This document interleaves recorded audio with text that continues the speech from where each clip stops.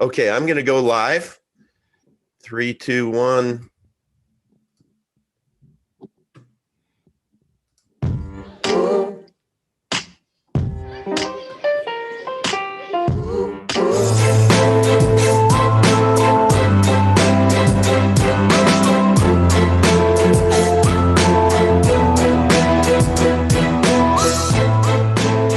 What up, Vigilantes? Welcome to the TCV Summit. It's a pleasure to have you guys here with us. We love cryptocurrency, and we're delighted that you're interested in the topic. Beware of scams. I'm going to have to tell you guys this because there are a lot of scammers out there. The more that cryptocurrency becomes popular, the more scammers are rampant. No one from the Crypto Vigilante or Dollar Vigilante will ever contact you asking you for money or asking you for business deals on a person-to-person basis. No, if we ever want to contact you for anything like that, it's going to be via an email, okay? There are a lot of impersonators out there, a lot of people pretending to be Jeff Berwick, myself, or anyone else from our team. Be careful, right? We like Monero, and for many reasons, it's probably our favorite coin in our collective analysis. And a popular saying in Monero is, don't buy Monero. So good cryptocurrencies don't need shilling. We're here to teach you, help you navigate, and to be a strong foundation. This community is a strong foundation for your personal growth and understanding how to be your own bank, right? That's kind of like that's the tagline of crypto in general, right? Be your own bank. So we're here to help you with that. See somebody wanna stay, feel me. I'll say it's gonna put some love in your life. Don't you really wanna know how it feels? Everybody wanna see what it's like. We even wanna be inside. It ain't lies. We all know there's better things in this life.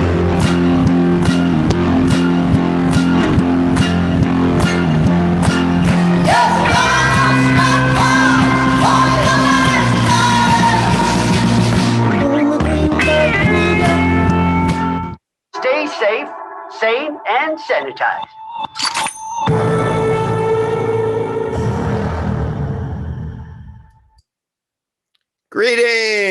Greetings, everyone. It's Uncle Odd. It is Super Bowl Sunday. How are you? Man, oh man, I am so excited about today. How can I put this best? How fortunate this Uncle Odd guy is. Imagine that you are interested in investing in the stock market. Let's say it was like maybe 20 years ago. And you learn about a conference that's being held, and it's Warren Buffett is the keynote speaker, right?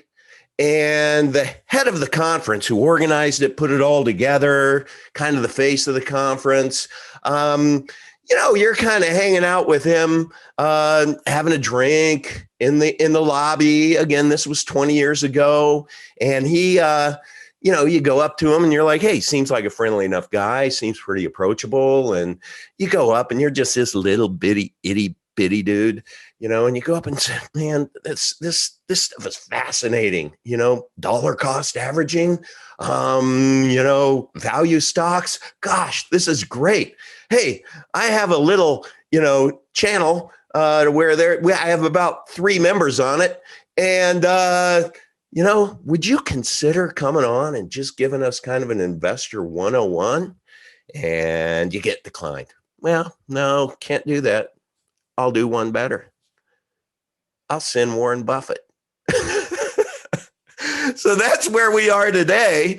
I joined the Crypto Vigilante Summit, which was held Thursday and Friday. It was worldwide, online. It was a summit. And within their Telegram chat, that experience happened. Jeff Berwick, who many of you know or may not know, if you don't know, go to dollarvigilante.com.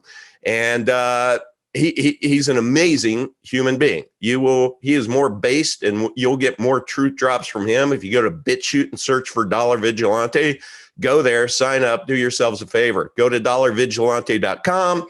Just go through there and sign up. But this guy, Jeff, he got into cryptocurrency a decade ago. So imagine getting into cryptocurrency when Bitcoin was $2. Oh, it's only trading, I think its highs was $42,000 recently. But just imagine, and that was a decade ago. Well, at this conference, the keynote speaker, the man himself is Rafael LeVerde. And this guy has forgotten more about cryptocurrency than I think all of us watching will collectively ever know. He is the crypto vigilante. And can you believe it? I'm still in pinch me mode. He's on this channel right now. Why? What is this about today? Well, as I was going through the conference and I was looking in the notes, I'm looking at, they featured so many world-renowned guests in cryptocurrency. And, I joke, I don't wear a mask, but if I did wear a mask, I was joking in the comments saying, hey, this is kind of going over my mask. And it was definitely not a 101 conference. And so I saw in the comments that there were a lot of people in there that were like, man, can we just get some help getting on the on-ramp? Because this is kind of confusing a little bit. And so that's when I reached out just in the Telegram chat to Jeff, and I said, hey, I have a little show. Would you consider coming on and just doing a little show and doing a 101? And he said, I'll do one better. Let me get Rafael. And he tagged Rafael, who's with me today. And he said, why don't you guys go figure this out? So I'm like, that is cool. And wouldn't you know it, Saturday morning, I get a call from Rafael. You who know him will know the voice. You cannot miss that amazing voice of his. And I was like, wow, okay, I'm talking to Warren Buffett here. This is pretty freaking cool. And I talked to him, and this is what's cool about the crypto community. Everyone is so darn approachable. And as I said on my cigar walk yesterday, if you haven't watched it, please do. It's one of the videos below. As I said on my cigar walk, it's kind of like this community I'm finding is all for one, and we're the one.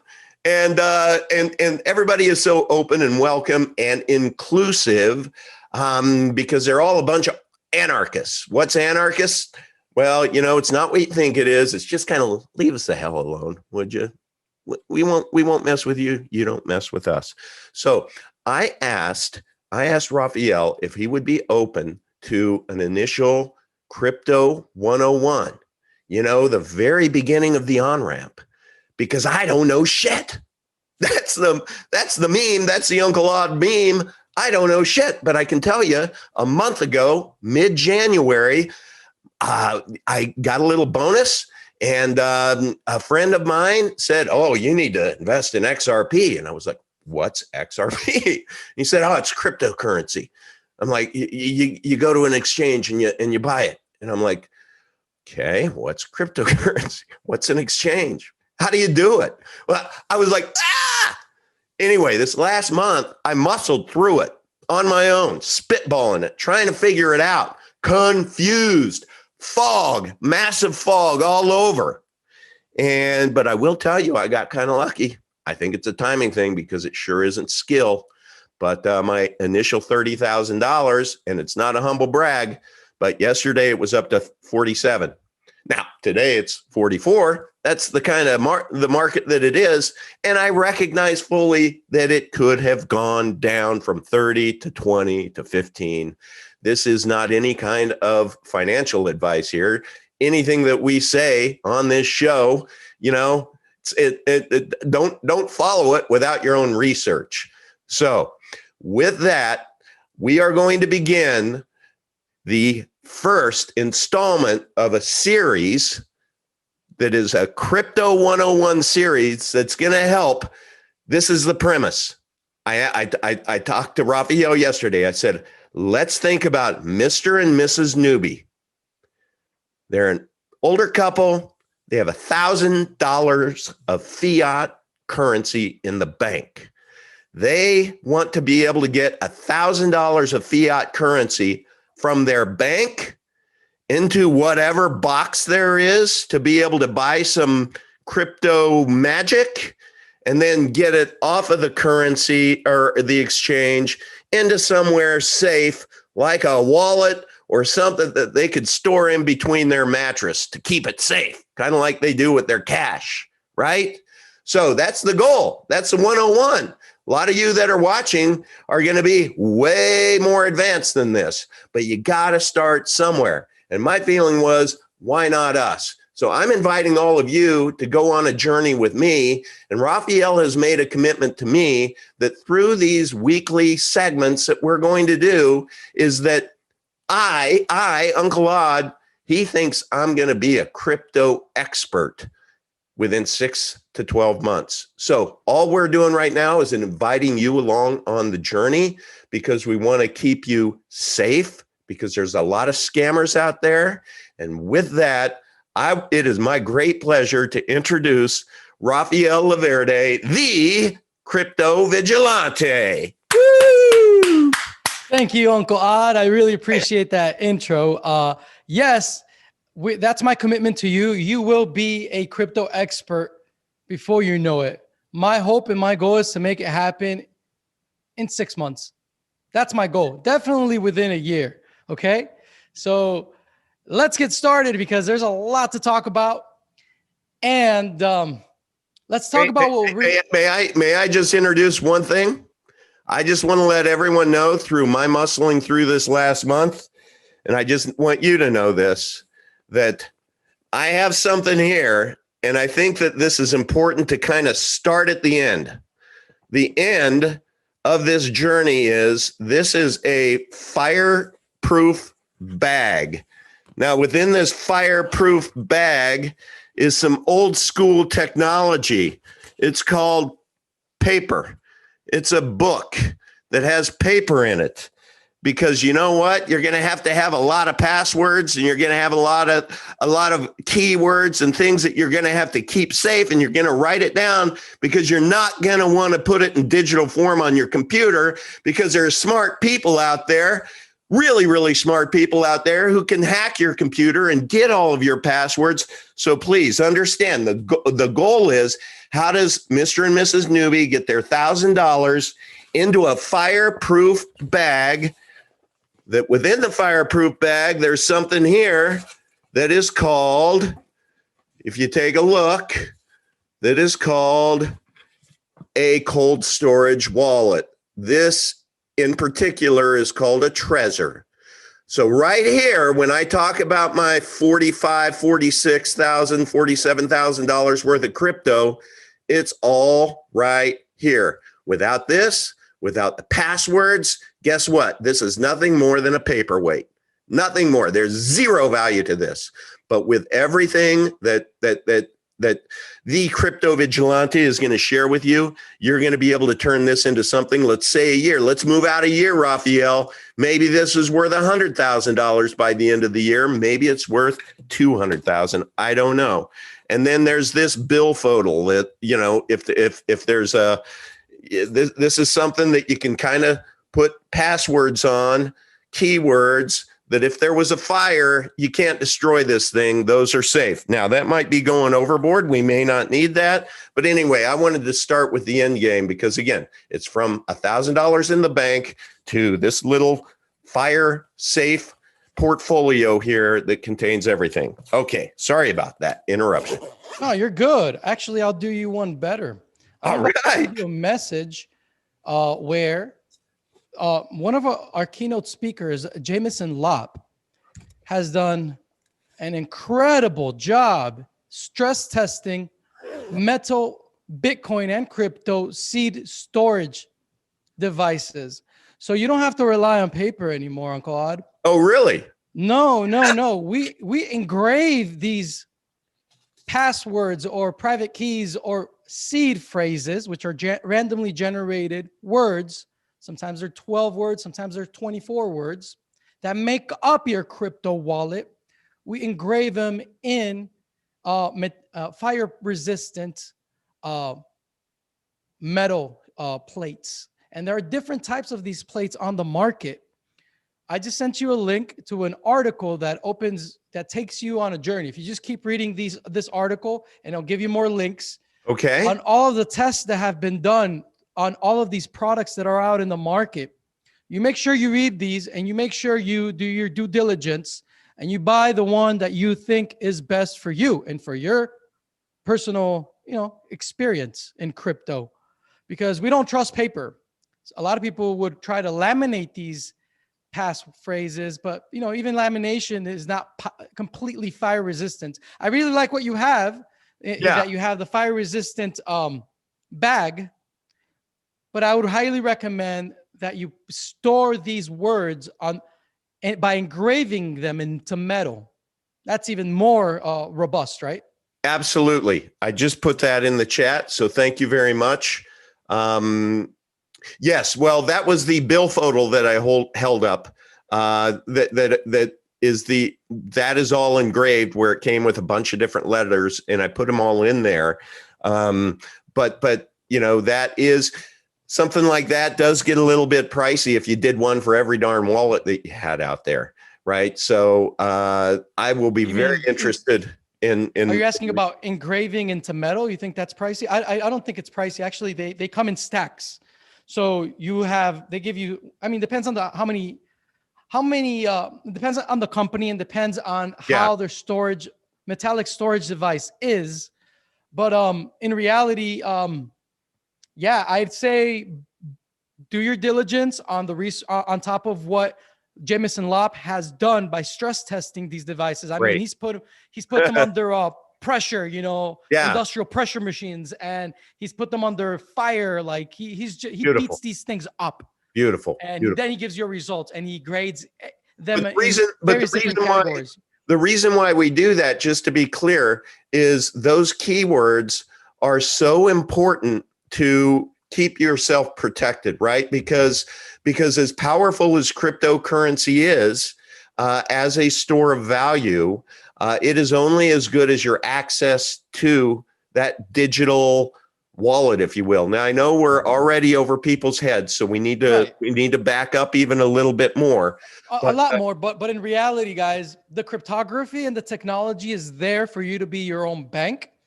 You must remember to always keep a clean desk policy. A lot of people leave their passwords under their keyboard. A lot of people just leave passwords or even their private keys or the backups to their crypto wallets written on paper on their desk, right? Yeah. The failure is really the human being that is not using the technology properly, right? So what I recommend people do is that they do their diligence, buy one of these devices that, the one that they see fits best to their lifestyle, engrave their private keys and their passwords on metal, and then hide them, bury them like a pirate. That's like, you are your own bank. So, okay. So as we go through this journey with you, Uncle Ed, I want you to understand that this is all about a giant decision tree, right? Okay. And who you are as a person changes over time. Mm-hmm. Your needs will change over time, right? And that goes for every individual. So there is no one size fits all in crypto. In reality, since this is a beautiful technology that came to be via spontaneous order, what we have are many options in the market that you can tailor to your personal lifestyle, right? If you're someone living in a very free part of the world, your needs will be very different from someone living in a very tyrannical setting, right? Okay. So there are people that on one side of the spectrum want extreme privacy because they need it. Their lives depend on it. I'm including even people that work in government, obviously, right? Or people that are high profile individuals, right? They need privacy. They need security. So their needs are going to be very different from someone else, right? Mm-hmm. There's other people that don't care about privacy at all. And those people have many different options in the market for their liking, right? From how they buy their crypto, where they store their crypto. Actually, everyone should always go, err on the side of caution in storing their crypto and be as private as possible. So in that aspect, we all agree, right? Yeah. You need maximum security for the individual, right?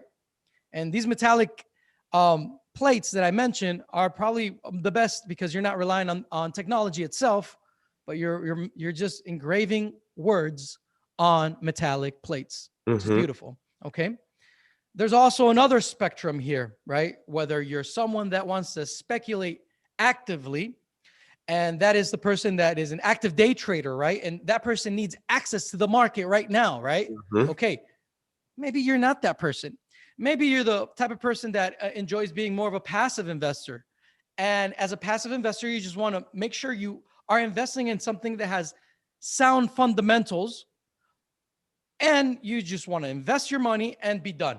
So you have, you will always have all these spectrums, and where you fit as an individual, that's tailored to you.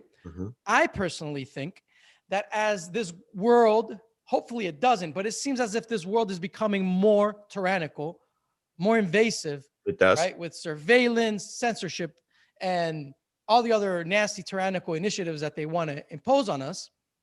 I think everyone will be moving more towards the area of privacy, right? Yes. Okay. So in this decision tree, I'm going to start asking you questions and you're going to be giving me answers, right? And then what we can do is also mirror what the opposite answer, the opposite of your answer, Uncle Odd. What's the opposite of your answer, and how would we fit in that? How would that decision within the decision tree of crypto fit their lifestyle, right? Okay. So we want to cover both aspects. So, all right. So that's and this is a journey, right? This is a journey. This is not something to go into blindly, because there is a difference between a gambler and an investor and speculator, right? If you're a gambler, you are like rolling a die. You have 1 in 6 chances of actually hitting the target, right? But when you are a speculator or an investor, you are turning the odds in your favor. You have an edge because you know something, right? Right. That others don't. Now, within the spectrum of speculating and investing, there are different degrees of certainty, right? Okay. So at the Crypto Vigilante and the Dollar Vigilante, we aim to give you more certainty on a daily basis by breaking things down for you in layman's terms, right? Where we give you our research, and we educate you, and then you build on top of that, and the community builds on top of that. So it's a beautiful feedback loop of knowledge, right? So the most important investment in all of crypto, are you ready for this? Talk to me. All right. The most important investment in crypto is your education. Amen. Whenever anyone asks me about crypto and they're new and they want to get in, and Raf, what should I do? What should I do? What should I buy? I'm like, look, this is what you need to do. You need to grab a laptop, get an Airbnb in some cabin somewhere on a beach, okay? And you need to sit down with that laptop and do research. And I'm talking about real research. I mean, you're going to sit down and you're going to read and study.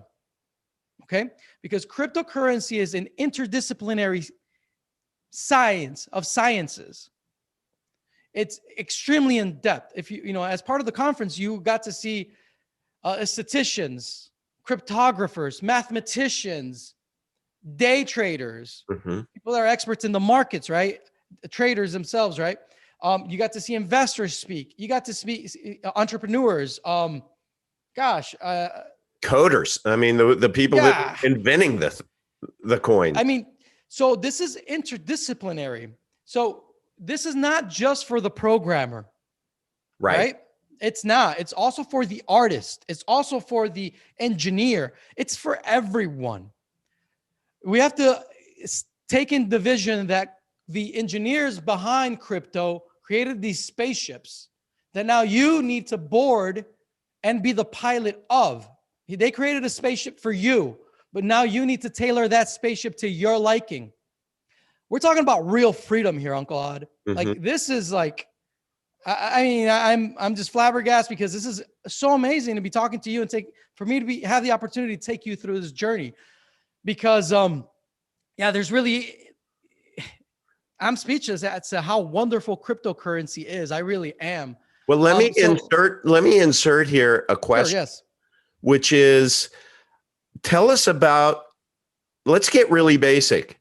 Tell us about what inflation means to cryptocurrency in today's, I'm going to say it, tyrannical environment where they are just printing money like crazy. So what does that mean for our future? For those of us who have only really been used to fiat currency, that you think that you can, it used to be that you could put some money in the bank and you'd get some interest on that. And over time, it would be cumulative and you could grow your nest egg and such.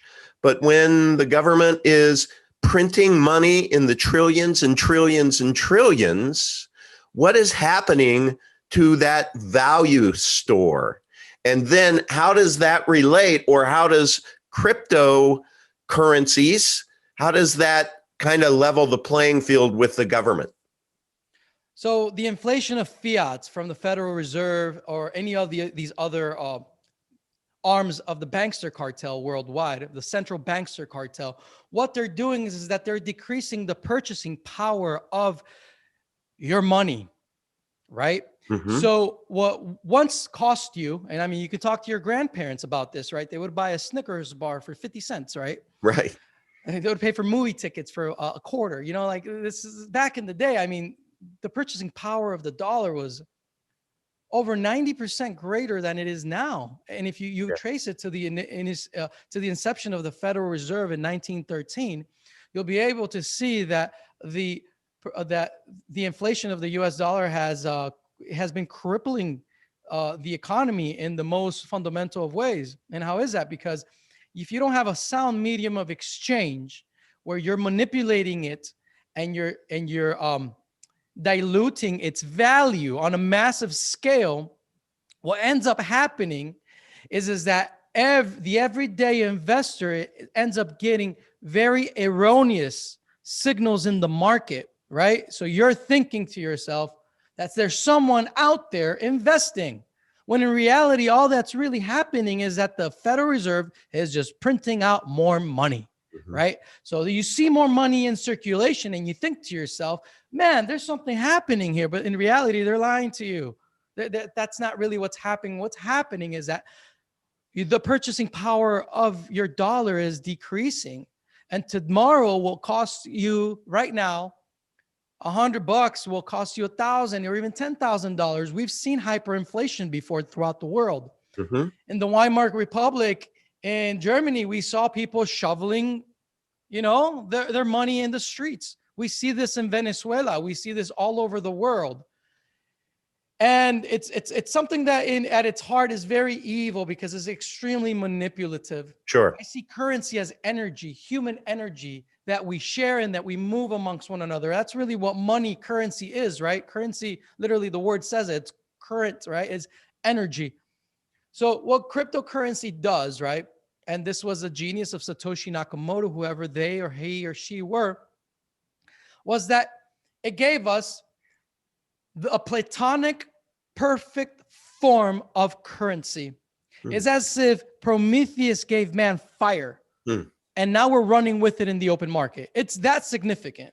Wow. It's a Copernican revolution on all areas of life. And in the area of life that matters most, which is civilization.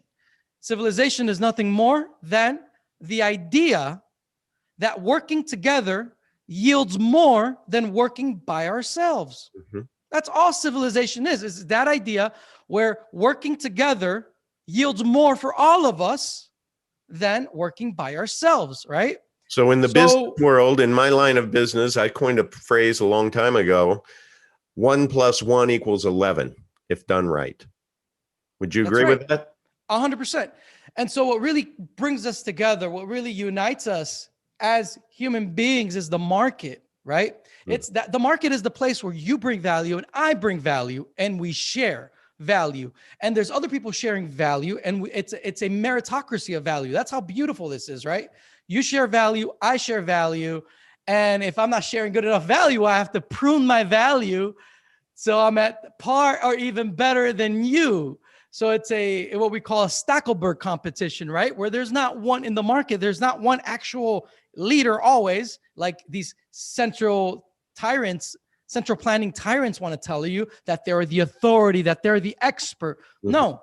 You're the expert of your own world. Right. So at the Crypto Vigilante and the Dollar Vigilante, we are Austrian economists. We love Austrian economics. So we're sitting on the shoulders of giants. And what Austrian economics is in a nutshell is the inversion of the pyramid, where no longer is the central planner the most important person in the economy, but rather it's you, the individual entrepreneur, right? That sees the excesses and deficits in the environment around you, and that is able to arbitrage, right? That is able to come in and entrepreneur, right? So for the first time in history, we have the ability to be able to share value with one another and to be able to do that arbitrage, right? In real time with one another, P2P, person to person, without having to go through any third party, without having to trust any human being, right? It's you and someone else and nobody else's business, right? Okay, can you stop right there? Go for it. Yeah, what's up? I get it. You have value, right? So it used to be, my value may have been, I have some chickens and they lay eggs. Your value could be that you have some firewood, and I need some firewood, you need some chicken eggs. And so we have those as currency that we can exchange. And we have identified that a quart of wood is worth a dozen eggs. Okay. So that's value. I can get that. I always joke that I have to dumb things down so we even all get it, you know? So I understand that value. I understand the value of an ounce of gold or an ounce of silver. That's something tangible. But what, is elusive to me is what is the value of ones and zeros. I understand the value of a $1 bill or $10 bill, even though I think that that's all probably bullshit. It's just all made up, and it's still probably ones and zeros in some kind of accounting ledger somewhere. But with Bitcoin or with these blockchains, the first question is, what the hell is a blockchain? What the hell is Bitcoin? And how is there any kind of value established? Because in my mind, I'm like, this has to be a bunch of these young kids that at some point in time were in their mom's basement playing video games, and they realized for us to keep score, we need some digital tokens so that I can prove that I'm better at this than you. So we're going to place a value on these digital tokens, and Bitcoin was born. And I know that I've just destroyed Bitcoin. That isn't what it is, but I'm just trying to understand the value. How in the hell did it get from a decade ago, when all of this started, a Bitcoin, you could buy it for a couple bucks, and now it's $40,000. The too long didn't read answer is simple: scarcity and digital scarcity and utility, right? So sound cryptocurrency has all of the attributes that you find in gold and silver, right? So you have scarcity, right? That there, for example, in Bitcoin, there will only be 21 million Bitcoin ever. That's it.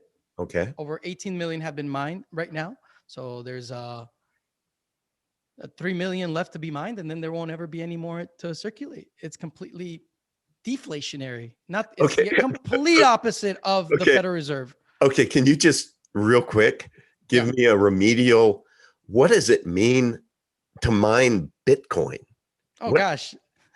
And there's probably a whole 1 hour. Yeah, I mean, okay. So let me tackle all of these questions one by one, because I mean, you ask these questions in a very logical manner, actually. So let's go down the logical. So first is monetary theory, right? Scarcity.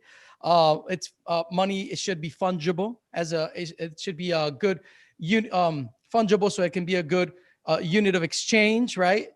And So it's also what is fungible? I mean, define fungible for me, because so I hear that all the fungibility. time. Okay, yeah. So fungibility is the monetary property where one unit of accounts is always equal and interchangeable for another unit of account.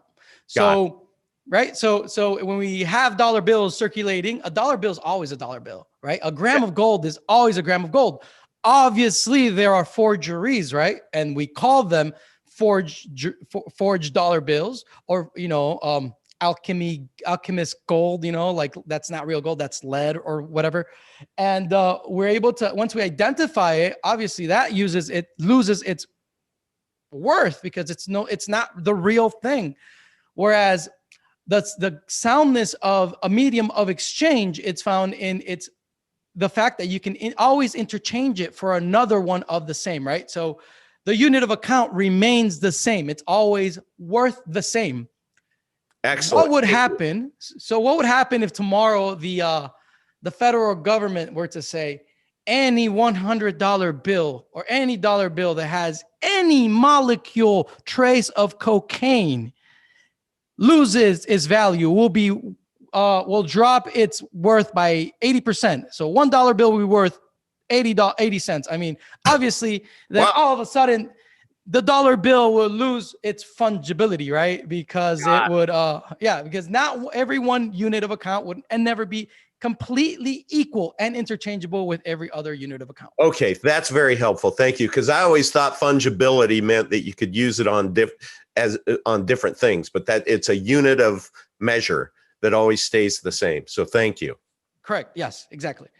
Okay, so it's cryptocurrency is also divisible, right? You can subdivide cryptocurrency into many units. Bitcoin, for example, is subdivided by 100 million units. Every Bitcoin can be subdivided by 100 million units. Wow. Right. So you have another aspect of cryptocurrency that is better, another attribute of monetary theory that is better than gold, precious metals, and fiat dollars, government Rothschild coin, right?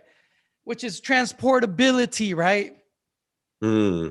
Right? I can do business with anyone in Japan as I can do with my next door neighbor without having to go through a third party, where I am completely cryptographically secure.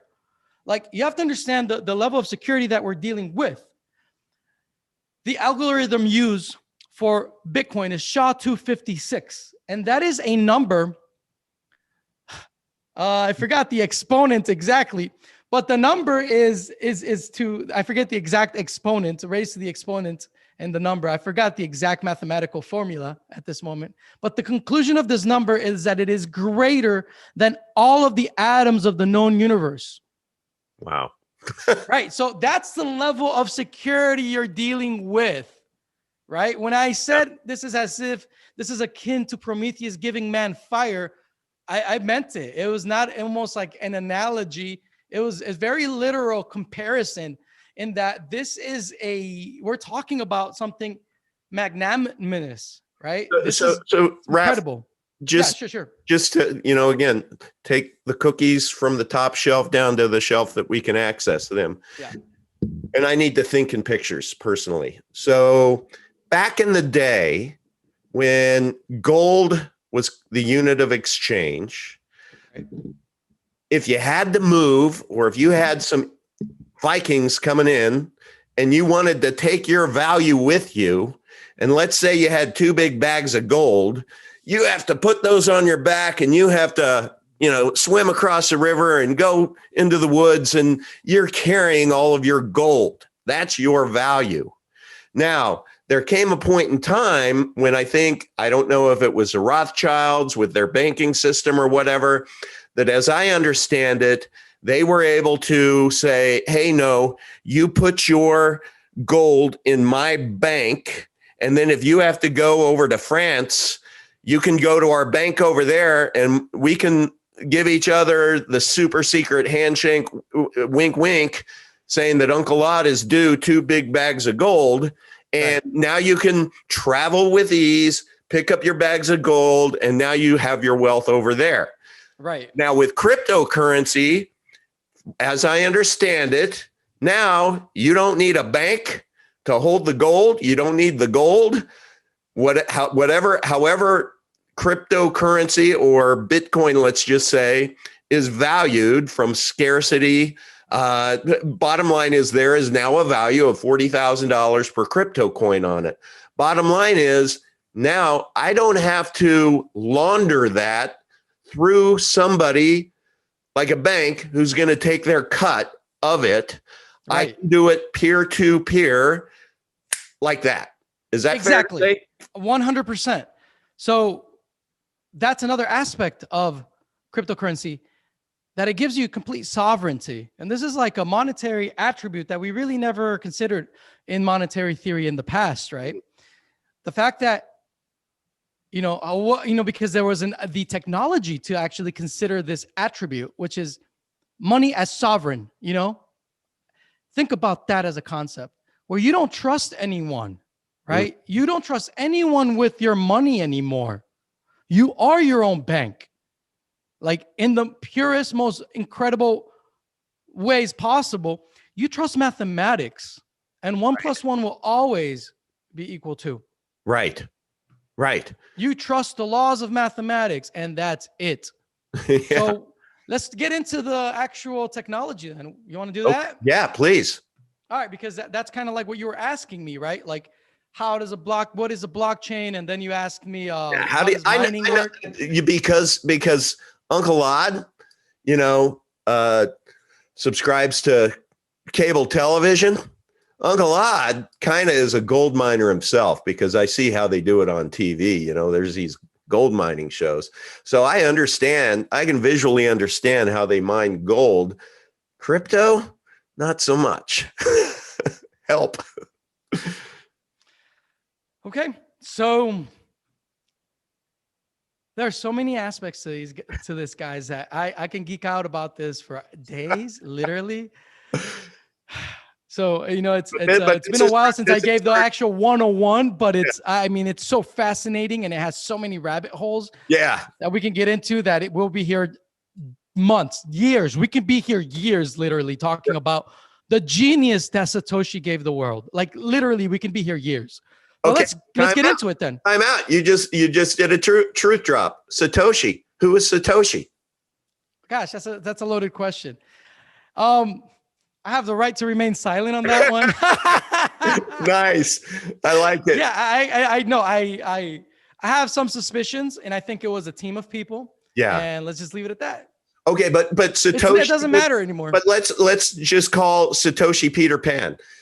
Peter Pan is a pseudonym, or Satoshi is a pseudo for either a person or a group of people who invented this blockchain and cryptocurrency or Bitcoin, or what would you say? Uncle Todd, this goes even deeper than that. Okay.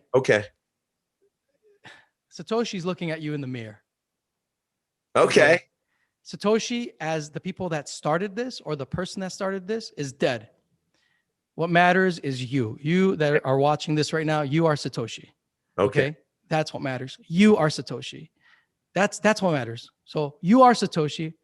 You are a node in the network. By getting this knowledge, you're getting the download into your mind, and you're becoming part of the human blockchain, per se, of understanding that this technology is even possible. Okay. So let's say tomorrow we have this crazy alien invasion or a crazy tyrannical regime, and people are persecuted for knowing things that they shouldn't, right? Like the fourth industrial revolution, or you know that this is possible for humanity now. So in you carrying this knowledge, you are a node in the network, right? Yeah. So the blockchain is nothing more, nothing less than a group of computers connected. Okay. In the simplest of ways, is just a bunch of computers connected. Okay, that's helpful. These computers, different blockchains, different cryptocurrencies require different types of connections and different types of computer power to process transactions and to secure their respective networks in their own way, because every blockchain is different.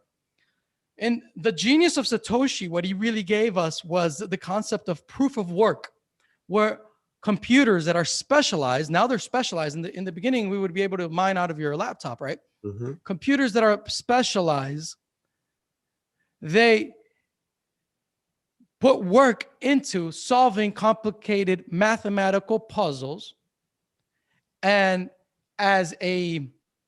the computer that is most efficient in doing that gets the right to categorize, we call that hash, to categorize all of the transactions in the past 10 minutes in Bitcoin, right? And by doing that, that computer is rewarded Bitcoin, right? Wow. Yeah. So that's how they monetize, right? These computers also get paid from transaction fees, right? So there are many different types of blockchains. So that is a very over the top, like very summarized version of what we call proof of work, right? Mm-hmm. The computer does work. Oh man, it's getting hot in here. The computer does work to secure the network. And what it does in the process is that it expends energy. It spends energy in a way to signal to the network that this energy spent is a force field, like a moat that protects the network, right?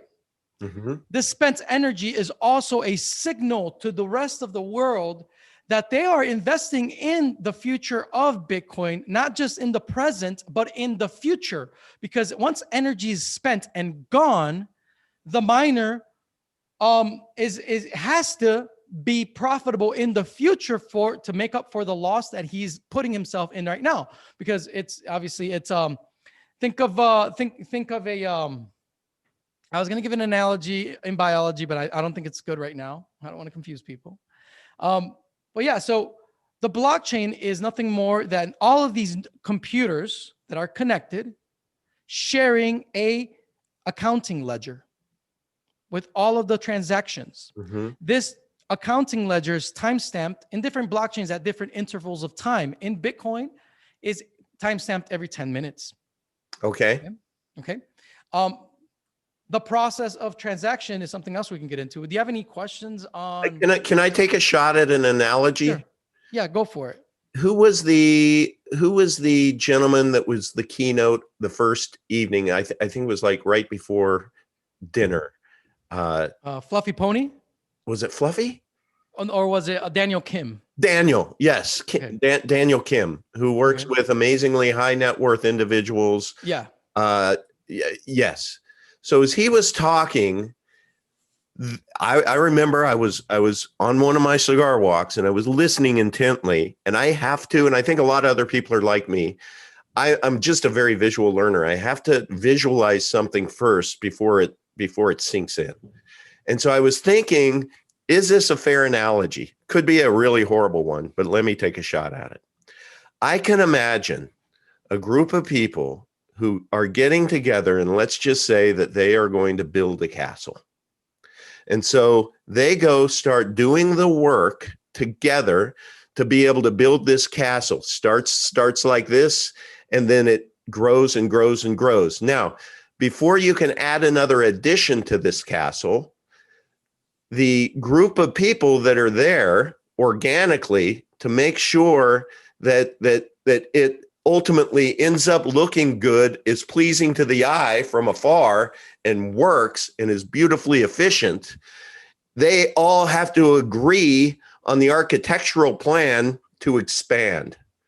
And as they're expanding, those who are working, mining, building that new wing are being rewarded in this case, a Bitcoin for their work to be able to expand that castle so that it continues to be more beautiful and beautiful and beautiful and accommodating and inviting to guests. People can come in there and they can buy a timeshare of one of the rooms and one of the, in this expanding castle. But there is a point in time to where this castle is going to be done. It is going to be completely done. 21 million Bitcoins or whatever. that castle's done. So now those rooms, if you have one of those rooms, the value of that castle, it is going to be such a destination that if you own a little piece of that, then you're going to get a reward. You can sell your timeshare, your Bitcoin, or you can keep it. Hang in there. You know, it's only going to go up in value. Is that a shitty analogy, or does that some No, that's kind of wonderful. Work? It's great. I mean, honestly, you kind of described in an aspect of the Nakamoto consensus, right? In that it is the Nakamoto consensus is a meritocracy of miners, right? Of Bitcoin miners that are these network of computers that compete in a competition, like I mentioned in the market, and analogously, actually, I was leading up to this. They compete in being that which the node or the miner, the computer that is best connected to the network, and is also the computer that is not just the best connected, the one that is securing the network the best as well, right? Mm-hmm. And it's a beautiful competition that, yes, one day we will have 21 million Bitcoin in circulation. But then after that, you might ask yourself, how will miners make money? Well, then we enter into what we call the golden age of mining. Mm. And the golden age of mining is a time where miners will be making more money. And hopefully it happens way before we mine the last Bitcoin, right? The golden age of mining is a time where miners monetize and make more money based on transaction fees than they do from the block reward. So the block reward is what we've been talking about, right? That the miners are rewarded a certain amount of Bitcoin every 10 minutes for mining a block, right? For securing the network. Mm-hmm. So, yeah. I mean, so you could, the analogy, I mean, just to make it simple, we can think about the TV show. I can't remember what it is about the Parker is his name. He goes out and he mines and stuff. He is a miner. He's working like crazy to dig the dirt and be able to process it to be able to get a little bit of gold at the end. So if he is the miner of gold, then you have, is it the computer or is it the person who's writing the code or whatever, who's the miner for Bitcoin? It's the computer. So it's the computer. Yeah, it's the computer. And well, of course, there's software involved, right? I mean, these computers are connected by the Bitcoin protocol, right? Yes. But it's the computer. So you as an owner of a mining farm or a mining equipment, your goal is to always be processing transactions better than everyone else, being the most connected miner in the network. Being the most efficient miner, and also for you to be seeking out a place that gives you cheap electricity or lessening the cost of your electric bill as much as possible so that you're a profitable business. Okay. So, I mean, the analogy works with miners out there. I mean, you don't see new miners popping up all over the place because A, you got to kind of know where the land is, you know, and B, you have to be somewhat networked and know your stuff on how to mine. You know, so it's not like Uncle Odd's not going to come out, you know, walk out my front door and say, "Oh, I'm going to go figure out how to mine Bitcoin today." You know, that bus has left the station, right? So we just had a halving, which is like every 4 years since Bitcoin's inceptions, the mining reward halves. I mean, it's cut in half, and this is market pressure that built into the system so that the ecosystem stops focusing on the mining reward, on the block reward. So now at this moment, the block reward is at 6.25 Bitcoin per 10-minute interval of time, right? Wow. So that's yes, it's so that encourages for there to be more profitability for miners on transaction fees, which means that miners need to become more active in creating a better environment that's more suitable for entrepreneurship, so that entrepreneurs can start developing things and that or businesses to start adopting Bitcoin, so that there is more transaction fees for the miners, because they're going to have to subsidize their block reward as time goes on, right? That's fascinating. Okay, I get that. So there's a built-in level of accountability. It's not like you can just drink martinis the rest of your life if you're, a miner. Yes, exactly. And so, and I think so at the Crypto Vigilante, we really like proof of work. And a lot of people think of proof of work as like, oh, that's just like, honestly, a lot of people don't understand proof of work. Yeah. That's really the problem. Proof of work encourages you to be an active participant in the network. Right.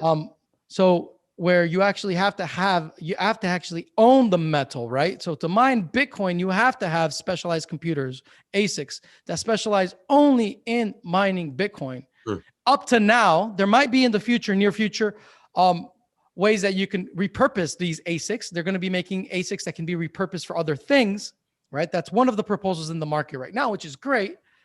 But as of right now, you buy mining equipment, you're a miner, and you are in a sense the most invested entity in the market, because if you own the coin, something happens to the market, you can sell the coin. If you have a business and something happens to the market, you can pivot your business to something else in fintech. But if you are a miner, a Bitcoin miner, you are invested in the network so much that let's say something were to happen, which it won't, but something were to happen to the market that is bad for the market, you wouldn't be able to divest out of your mining equipment right away, because again, these computers are specialized only for the securing of the Bitcoin protocol. So proof of work is fascinating. I think that proof of work and the Nakamoto consensus itself is the most misunderstood and most fascinating aspect of all of crypto. Wow. So there's been a lot of people that have tried to create other blockchains made up of other consensus algorithms. Consensus means how do we come into agreement? In Bitcoin, how you come into agreement amongst all of these computers is by having a meritocracy, a capitalist market-driven meritocracy that I described as a miner, right? You're always trying to be the most efficient miner, best connected node to secure the network, right? Right. Your incentive is in securing the network, and you are driven by the market to better your computers in real time. Whereas there's other consensus mechanisms in crypto in general that they have other arguments for being developed, but they don't have the built-in market drivers that proof of work has. So you have a lot of these guys talking about, well, you're spending electricity and global warming and all this, and to me that's all a bunch of baloney. It really is. Because we can get into that rabbit hole some other day. I don't want to get into it right now. Yeah, you're on the people who are watching. You're part of the Uncle Odd show now, so they know we like going down conspiracy rabbit holes. We're pretty suspicious of just about everything. So I'll give you an example, right? A lot of these proof of stake cryptocurrencies, right? Like Ethereum wants to become a proof of stake, a proof of cryptocurrency. Also, EOS is another example of a proof of stake cryptocurrency.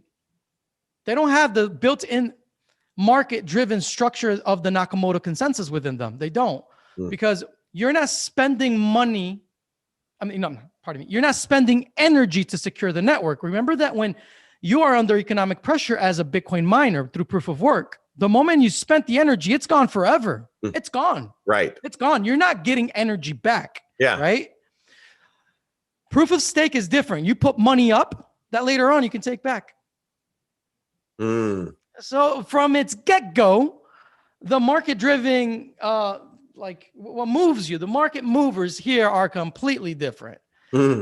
It's one thing that I used to be part of these validator groups, or I tiptoed into that world, right? I see how it works, and they talk a big game about, yes, we will have our own, what they call it, raw metal, or we will have our own metal. In other words, we will have our own servers as a validator or block producer, right? Within proof of stake networks.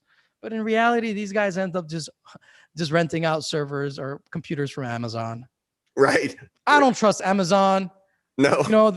And so they think that by putting money up, you're securing the network. No, what secures the network, again, is the hardware itself, right? Remember, a blockchain is nothing more than a group of computers connected. That's it.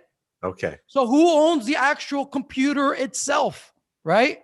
So is it you or are you renting it from Amazon? Right. Right. So at its heart, the beauty of blockchain is the decentralization, right? So that let's just say the world ran on one single computer in one single room. That is centralized. Now, if something happens to that one computer or the one room, or the operator keying it in becomes a Druid Babylonian bastard who is now evil, that could harm society. But with the blockchain, now it's not just one computer, it's literally millions of computers, let's say, all across the world. So if you compromise one, you're not bringing the whole system down. Is that so fair? I'm going to give you something exclusive right now. Okay. You ready for this? I'm going to give you kind of a, I'm going to give you something that's probably, if people are knowledgeable in crypto, they might get boom, like they might get shocked back and like, what is he saying? Are you ready for this? All right. Bring it. Be careful of the word decentralization. Oh my God. What did he just say? What the hell did he just say? Be careful of decentralization. Guys, the road to hell is paved with great intentions, right? Yep. All right. So the question you should be asking is not just decentralization as is great. It's a great end, right, to pursue. But what's the means to that end? That's what when you study a cryptocurrency, ask yourself, how does this cryptocurrency achieve that end? Okay. Because there's a lot of central planners out there, a lot of technocrats that will love centralized power in order for them to provide you with the crypto governance model that, in their opinion, will give you the desired decentralization. So you need to ask yourself, where is this decentralization coming from? Is it market driven, which is good, and it's how it should be, and that's how Satoshi Nakamoto designed this for this. Okay. The beauty of Satoshi is that he never told you exactly how many is the perfect number for decentralization. Okay. Didn't. No, it's just what did he give us? He gave us a market-driven structure, the Nakamoto consensus, right? For us, for the market to decide via what? Extreme competition. So what's even more important than decentralization, and this is something, a buzzword that I really want to get out there, is extreme competition. Okay. Right? Extreme competition is more important than decentralization, because there's a lot of technocrats in crypto that are ever since the craziness. You know what I'm talking about? Yeah. Right. COVID. They're taking their masks off in crypto, and they're showing us what they really think. And they're socialist communists in crypto too, guys. Okay. Right? And that's why we're vigilant at the Crypto Vigilante. We know what the heck to look for, right? Sure. And just like the socialists and communists will tell you, hey, you must not be a kind person because you're not for equality, right? It sounds beautiful. Equality sounds beautiful, right? Right. Rainbows and unicorns, right? Equality, right? Okay. But let me ask you this. Who determines this equality, right? I was going to say, technocrats.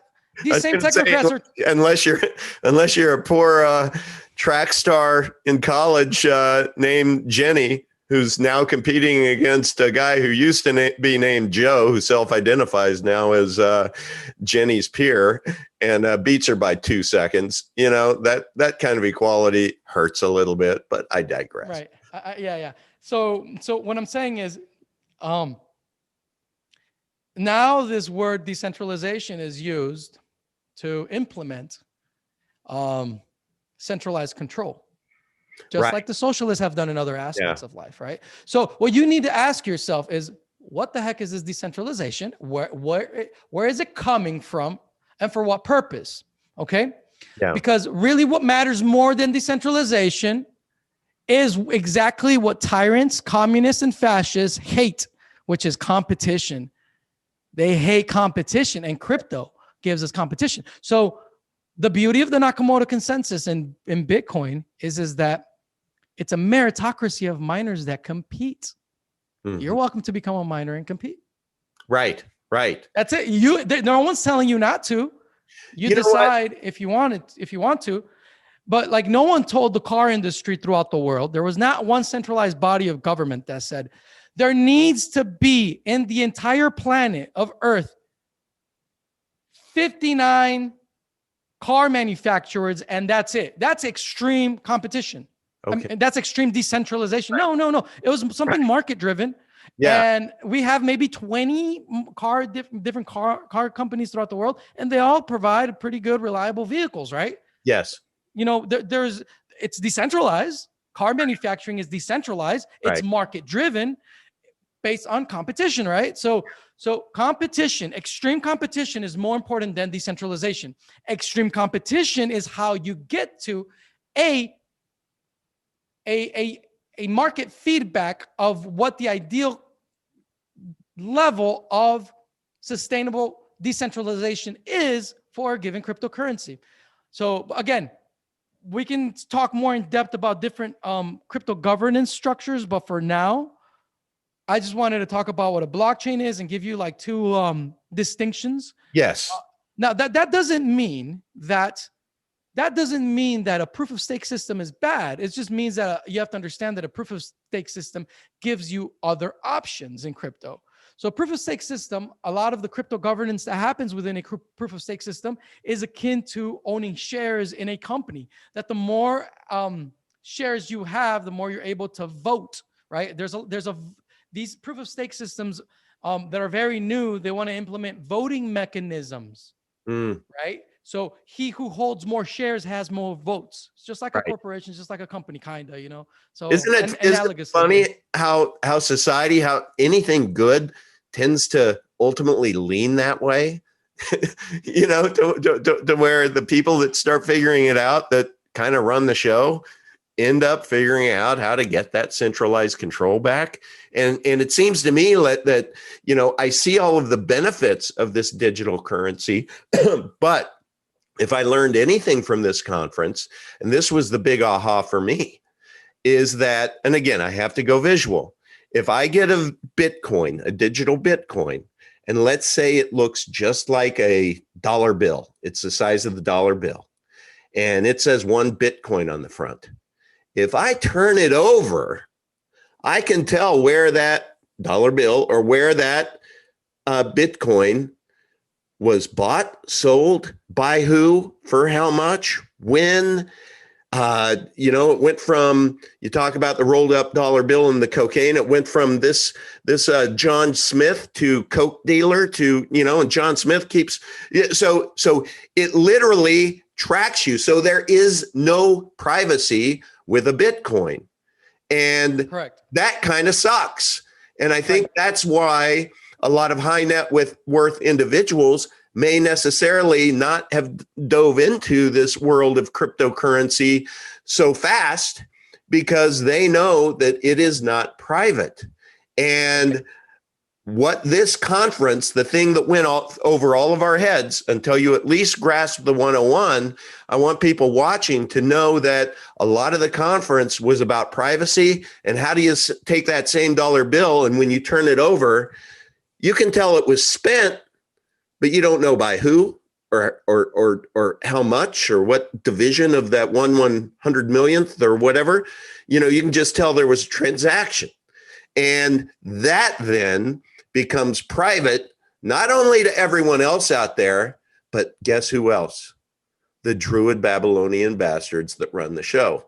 And that's what they don't like. That's why they don't like the people like you that are the pioneers in this privacy space. So where we should all be thinking we want this to go is we want to be able to have this digital currency that is private, that we own it. And it's like, the anarchist rule, right? Just leave me the hell alone. You do what you do. Let me do what I do. I'm going to earn what I earn, and I kind of want to keep it. I don't want to give you the ability to control me. Right. And fiat currency, the government can absolutely control you because they see every transaction that you make. Okay. Sorry. So I digress. yeah, when Bitcoin started, it was pseudonymous, and we always knew that it was not the ideal privacy that we always wanted, but it was private enough, and that if you knew how to, if you knew how to handle the technology, you could remain pretty private and anonymous. But ever since like 2014, we had companies like Chain Analysis, Elliptic, and these companies, they started investing in, and they just formed to provide blockchain analytics, right? And now they are they're rampant. And so, yes, the vast majority of cryptocurrencies are completely transparent. We call them surveillance coins at the Crypto Vigilante. We call them transparent coins, or surveillance coins, right? Okay. And unfortunately, what happened with these coins like Bitcoin, Ethereum, that are not private by default, even though they might tell you in the future we will be private, but right now you're not private. And what matters to me is right now you're not private right now. And we have other ways to kind of make it private. We have optional privacy where you send your coin here and you like mix it with other coins and in a box, and then we call that coin join. And then you take out your coin and then they're clean. No, you're not. That's not really clean.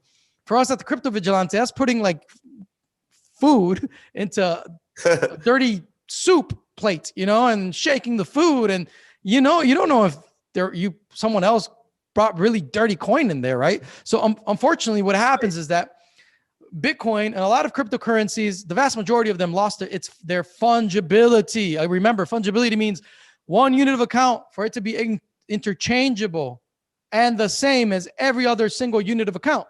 Unfortunately, now with cryptocurrencies that are surveillance coins, someone can tell you, some financial house or anyone, any merchant can say, hey, I don't want that Bitcoin you have right there. Because that Bitcoin right there was spent 39 transactions ago in something that was deemed illicit by a certain jurisdiction. So what happens then? That cryptocurrency lost its fungibility, which is an incredible aspect of money. Wow. Yeah. And guess what? These guys at Wall Street that are all into, we're getting Bitcoin, and they're all into their Bitcoin. Guess what? They're going to have an awakening. Well, yeah, they are. But the thing is that these guys, okay, look, these guys, you have to understand them. These guys, they just follow the leader. These guys were indoctrinated, 12 years of government indoctrination. Yep. And they went to a fancy school, maybe, and where they paid for more indoctrination. And they were taught this thing called compliance, which is just knowing how to kneel. Right? Kneeling adequately, right? They come out of there with knee pads, literally, and they can't think for themselves. They can't think like entrepreneurs, right? They don't know what to do with a guy like me. Like, you're look, let me tell you something, Uncle Ad. In the beginning of Bitcoin, I would go up to bankers, right, throughout the world. Yeah. Literally, we had meetings even with like the Central Bank of Mexico, and Bitcoin is still around, but the chairman of the Bank of Mexico is no longer there, right? So she was laughing at us, like. Wow. Yeah, I've been kicked out of banks. Who the fuck are you? Like, who's this crazy guy here talking to me about this crazy technology? Yeah. I learned the hard way that these guys, I went to work, in Wall Street for a while. I work with some pretty awesome people there. Yeah. Specifically, I never got the chance to work with Patrick Byrne, CEO of Overstock.com, but I love him. He's an incredible person.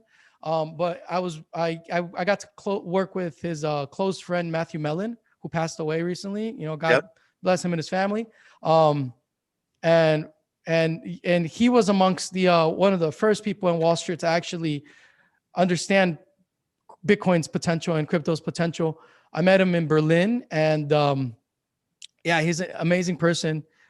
Very, very much a unique person in Wall Street, but there are very, very few like him, very, very few like him. And a lot of these guys coming in, I think a lot of it has to do with who he is. This guy like literally like inherited a dynasty, in banking. So of course, he's, he was someone that was really open to this technology.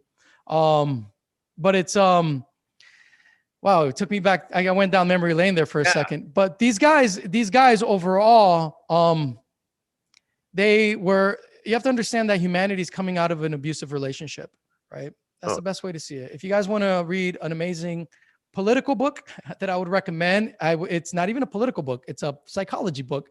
It's called Trauma and Recovery by Dr. Judith P. Herman. Mhm. Judith P. Herman, Trauma and Recovery.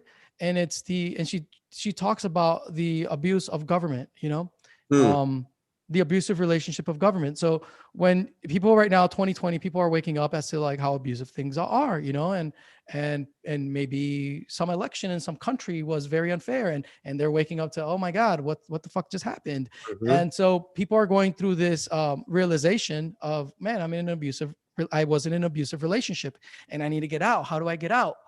Because bullies will keep being bullies until you stand up for them, right? Yep. Until you stand up to them. So cryptocurrency is a way to stand up to these bullies in a pacifist way. Mhm. This is just as profitable and beneficial for anyone in Washington, anyone in Belgium,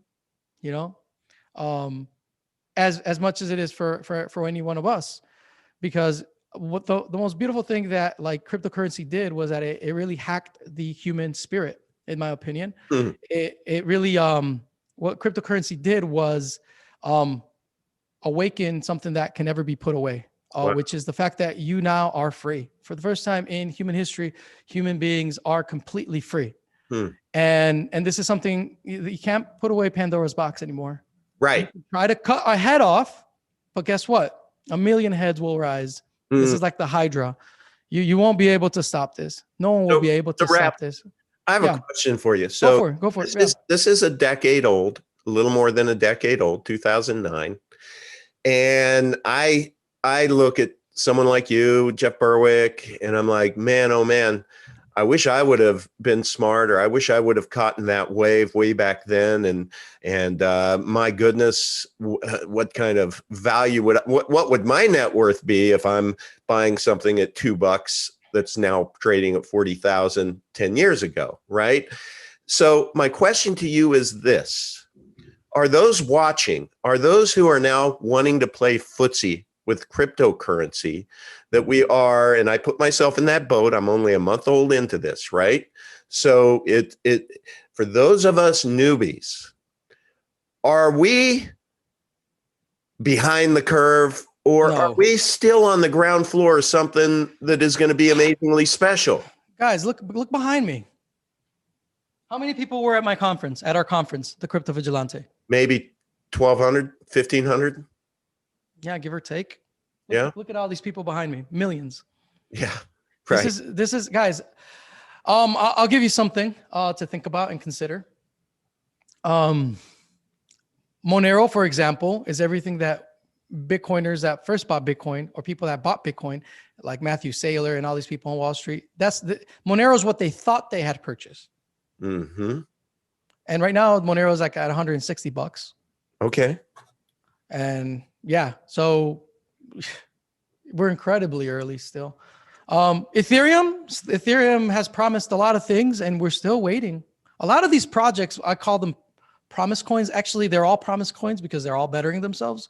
But some are promise coins to the point that they're a scam, and they're only a white paper, and that's it. So stay away from that, unless it's a real good white paper. And yeah, So Raph, part of Crypto Vigilante. Yeah, go for it. Tell me about that, because I will tell you, this Uncle Odd right here, this guy, I have a day job. I have an attention span that is not infinite. And I kind of want to be led. So I think a lot of the people, when I was looking in the comments, a lot of the people were kind of like, hey, how in the hell do I buy a Bitcoin?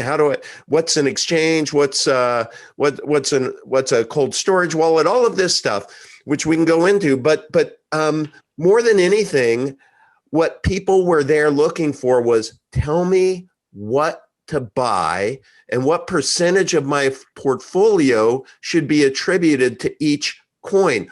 Everyone wants to be in on the $2 Bitcoin, right? And so Crypto Vigilante, as I understand it, I'm a subscriber. is I get access to the best of you and your team's thinking that answers those questions. Is that right? 100%. Yes. And so, it was an imperative, like a moral imperative for us to start the Crypto Vigilante. A lot of us love our privacy. We don't want to be public. Actually, some of our teammates are still private. We have Mr. W and Mr. X, Mm-hmm. and I think they'll remain like that because it's necessary for some of us to remain private. Good. Yeah. So it was a more imperative because the vast majority of people were coming into a space that was being led by blind men. The vast majority of people, like I was talking about in Wall Street, they're trained to think in terms of statism, compliance. So they really, at the fundamental level, they have a real hard time with the concept of human freedom in the market. How crazy is that? Yeah. That there's people out there that the vast majority of people have a problem, and they've been indoctrinated to have a problem with complete freedom in the market. Do you know that to me is crazy? You know what? I'm going to use this current what I call a fodemic that we're living through, and when you take a look at the percentage of people who, when you go shopping, who are still wearing face coverings of any sort, those are the people I would look at who have let their freedom go. Oh, 100%. It is so rare for me to walk in and see another person who's not wearing a mask. And I declare my freedom, and I give people the gift of my smile every day when I walk around. Awesome. I had one lady ask, "Where's your mask?" And I just responded back. I said, "What? And deprive you of this smile?" And then walked away. So what this last year, what I've learned through this last year is rare few people are those who are in the chat now, who follow Crypto Vigilante, who follow Uncle Odd. I'm a little tiny speck, but still there are people who are in there, and you know what? They all love their freedom. They all get it, and they all stand their ground, and they say, "No, you move." That's right. And I love it. And that's what has attracted me to your community is Thank you. Feel like these are people who are like-minded and I can learn from. And I really do believe, I still feel like we're on the ground floor. And that's why I reached out to you. I'm like, why not let others come along with my journey? And so as the pie grows bigger of investors into crypto coin, they're all going to need an on-ramp. And right. in my business, I am the head of partnership development for a fairly sizable venture collective that has 40 portfolio companies. And so my mind is about trying to identify a need and serve it. And so what I would suggest to you and Jeff is that, and I'm just going to joke here, you can take it seriously or not, but I think there needs to be an Uncle Vigilante, which is one thing, and that's just the on-ramp to Crypto Vigilante, which is the very basics. It's like how do you first go low tech, get a pen and paper? How do you use your notebooks to be able to journal everything? How do you store your notebooks? How do you create long, complicated passwords? How do you make sure that your computer is secure so you don't get screwed out there? What is two-factor authentication or whatever? Do you create a brand new email address before you dive in to make sure that you're further protected? What is an exchange? How do you get on an exchange safely? How do you buy crypto coins on that exchange, and what percentage should you buy? Do you leave them on there to be at risk, or do you follow the counsel to get them off of the crypto exchange? If so, how? On to what?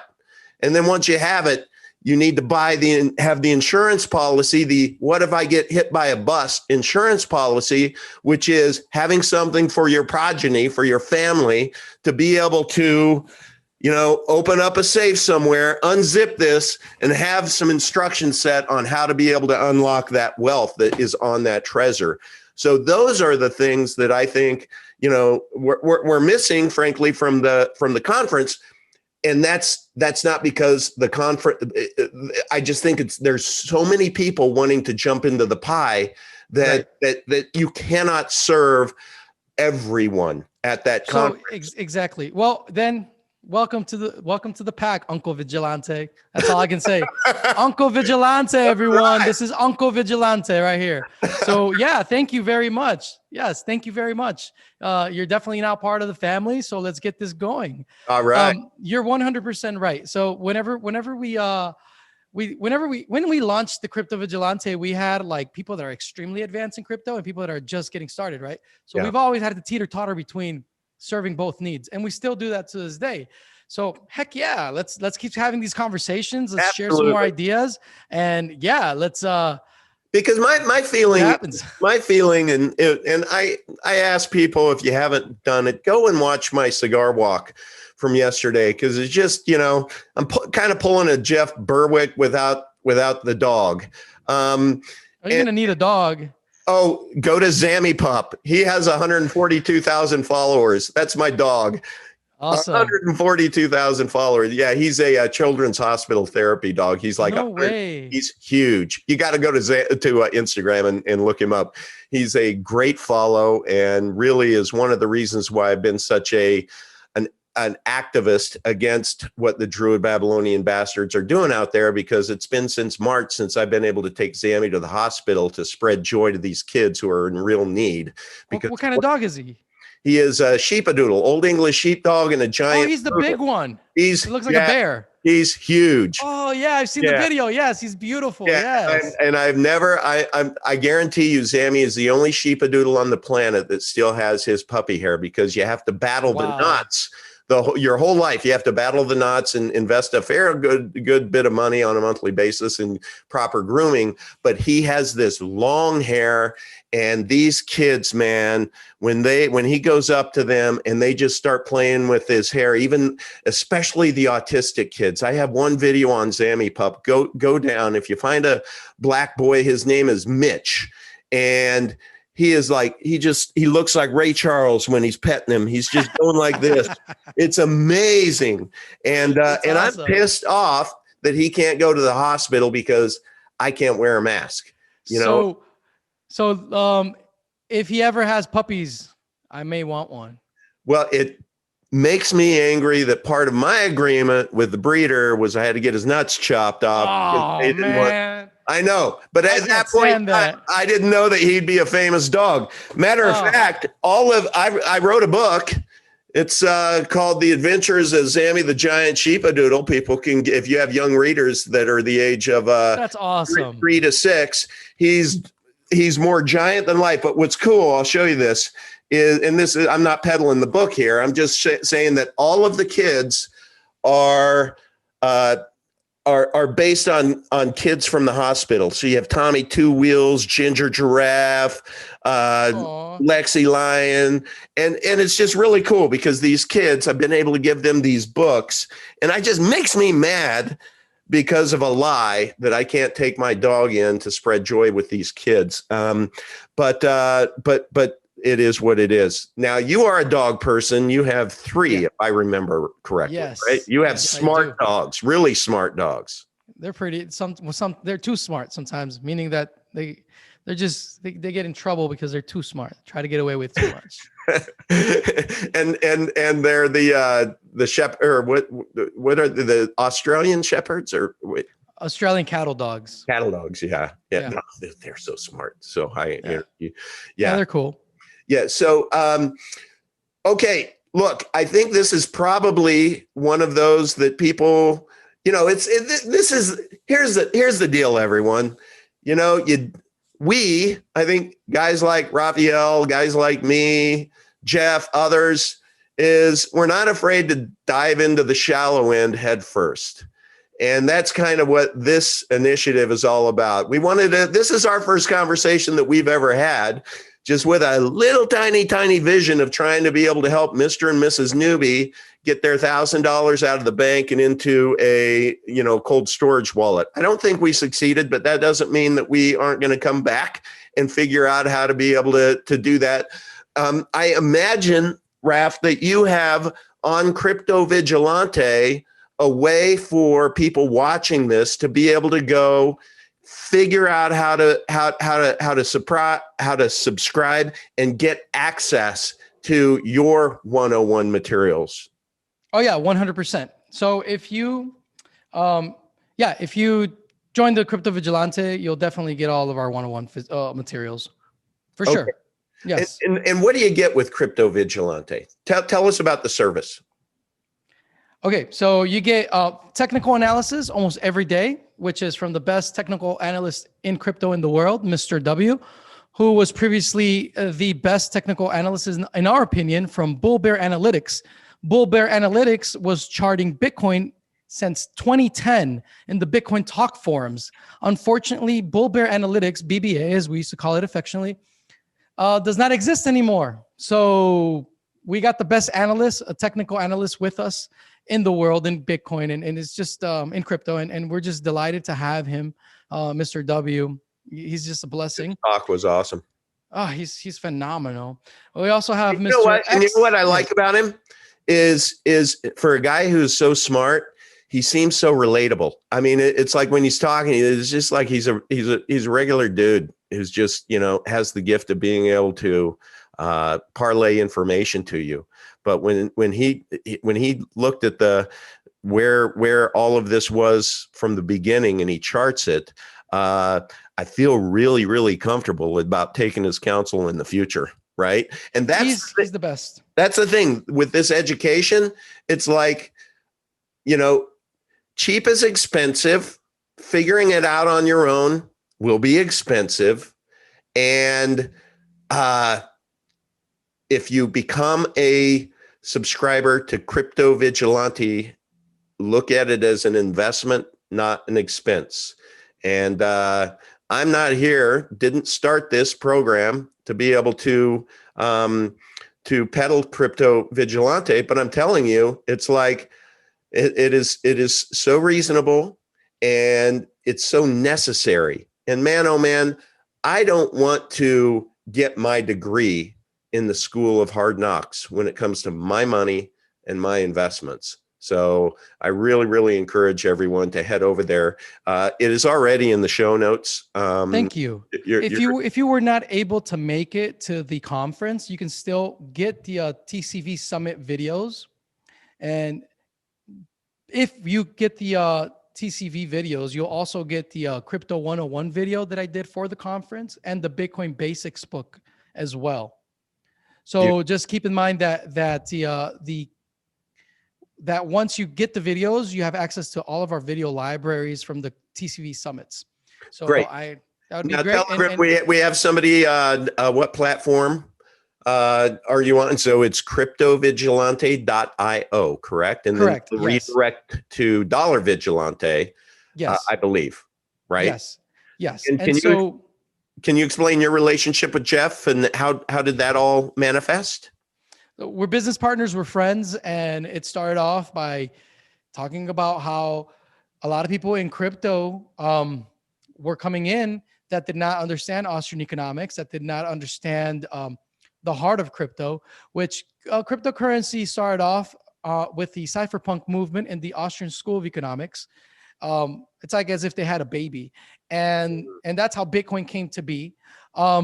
A lot of people coming in from Wall Street don't understand this fundamental origin of crypto, and so they bring in new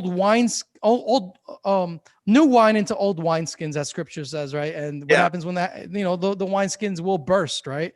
So that's what happens a lot, is that people bring in this old world of way of thinking, legacy finance, into crypto, and they don't know what to do with it. At the Crypto Vigilante, we understand that human beings should be free.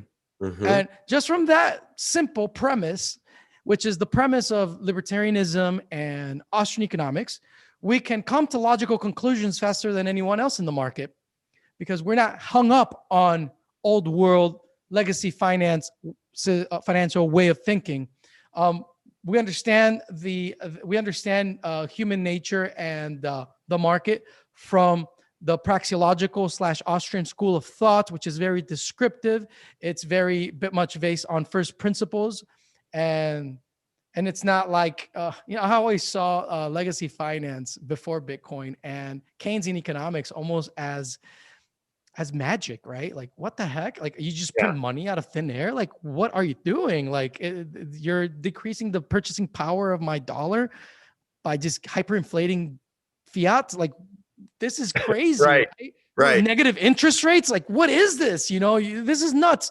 So with us, you will get, so when you become a member of the Crypto Vigilante, you also become a member of the Dollar Vigilante, and you'll get at least 3 write-ups on fundamental analysis in crypto a month, at least 3. And you'll get almost daily technical analysis.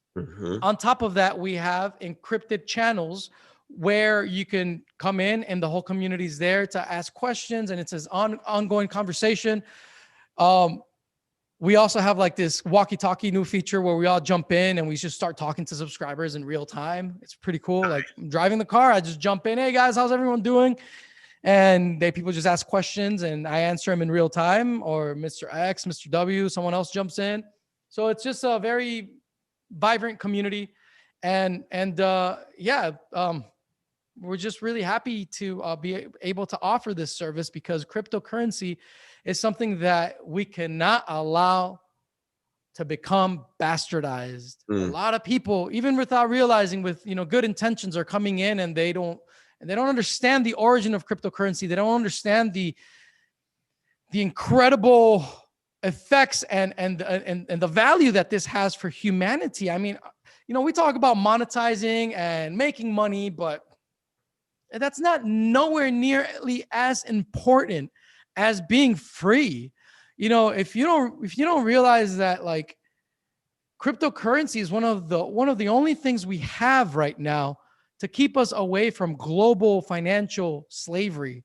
What's happening in China right now with the social credit system, it's extremely tyrannical. Extremely tyrannical. And if we allow this global, planetary tyranny to take over, humanity and all of us are going to enter into an age of tyranny that will be extremely hard to end. So we need to use these cryptographic tools, right? Without cryptography, there is no cryptocurrency. We need to use these cryptographical tools to be able to stand up against these tyrannical movements throughout the world, right? If in the past we've had these technologies, we've been having, this is actually, I call this, we're moving into the 3rd crypto war, right? The first crypto war was with Phil Zimmerman, right? When he gave the world the gift of PGP encryption in the 1990s. And in 1993, I'm pretty sure, he was taken into court because the government did not want him to give the people were not able to have military grade encryption. But guess what? He won. We won. And now encryption is nothing more than mathematics, guys. So are they going to outlaw mathematics next? That would make no sense. They've threatened to do that. The tyrannical government of Australia actually, they don't even have Bill of Rights over there. Those poor people, they took their gun rights in 1 year. Right now, they're under house arrest. They're in complete lockdown. They can't even step outside. They have curfews. It's crazy. It's crazy over there right now. I have friends there that are Bitcoiners that are even scared to tell me what's going on there right now. Okay. Wow. That's how messed up it is in Australia right now. It's horrible. And so we need to use these technologies, guys. This is not just about making money. And that's what pisses me off in crypto. A lot of these people coming in and they think, oh, we're just going to make money. Do you understand that what we're putting here is a resistance, first and foremost? That if you are well off tomorrow because of any reason, if you're well off, it won't matter. It won't matter if you have $1 billion. If you're not in the special club, you're going to be a slave, literally, a financial and physical slave. Capital controls are nothing more than people controls. Right? And you're going to be subject to tyranny that won't end. Like, get that through your head. Like, you are almost at the precipice of complete tyranny. complete tyranny. Yeah. And where are you going to go? There is no place to go. Like, you're going to have to stand your ground wherever you're at. Well, there is no other place to go. So we either take on these technologies, and in them, they're written in a way that they not only are not only are they genius inventions, right, that are profitable because you cannot keep yourself from being part of them. But these are genius inventions that hack the human spirit, where everyone watching this, and even if there are agents watching this, hello, you need to invest in crypto, because every dollar bill in your pocket is losing its purchasing power. That's the moral of the story right there. I mean, you, whether you like it or not, whoever you are that are watching this, it is in your personal best interest to learn about this. Do you know? Because we are in a sinking ship. This is a sinking ship, guys.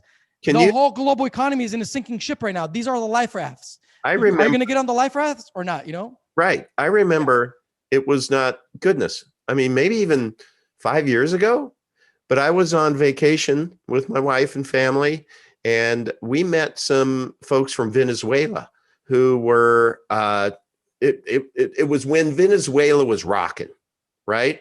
So I don't know if that was 10 years ago or between 5 to 10. I don't know. I can't remember when Venezuela took the U-turn, but when it did, it happened so quickly that on a subsequent cruise that we had went on, we came across another family, and they were having a family reunion.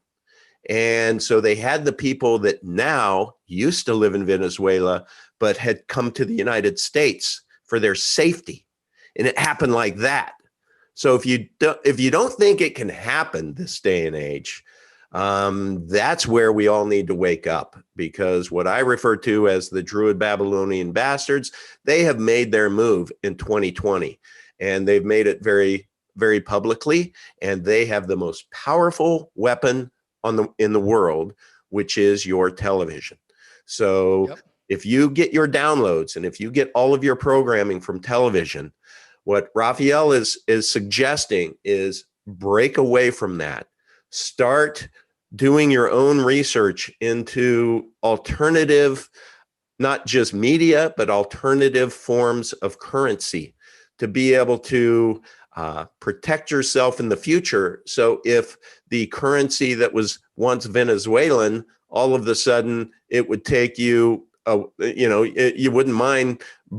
They joke about millionaires burning $100 bills to light a cigar. Well, guess what? That would be literal, because what is a $100 bill? Paper and ink. And if that fungibility, if that store of value goes from $100 to paper and ink, literally, then where is your net worth now?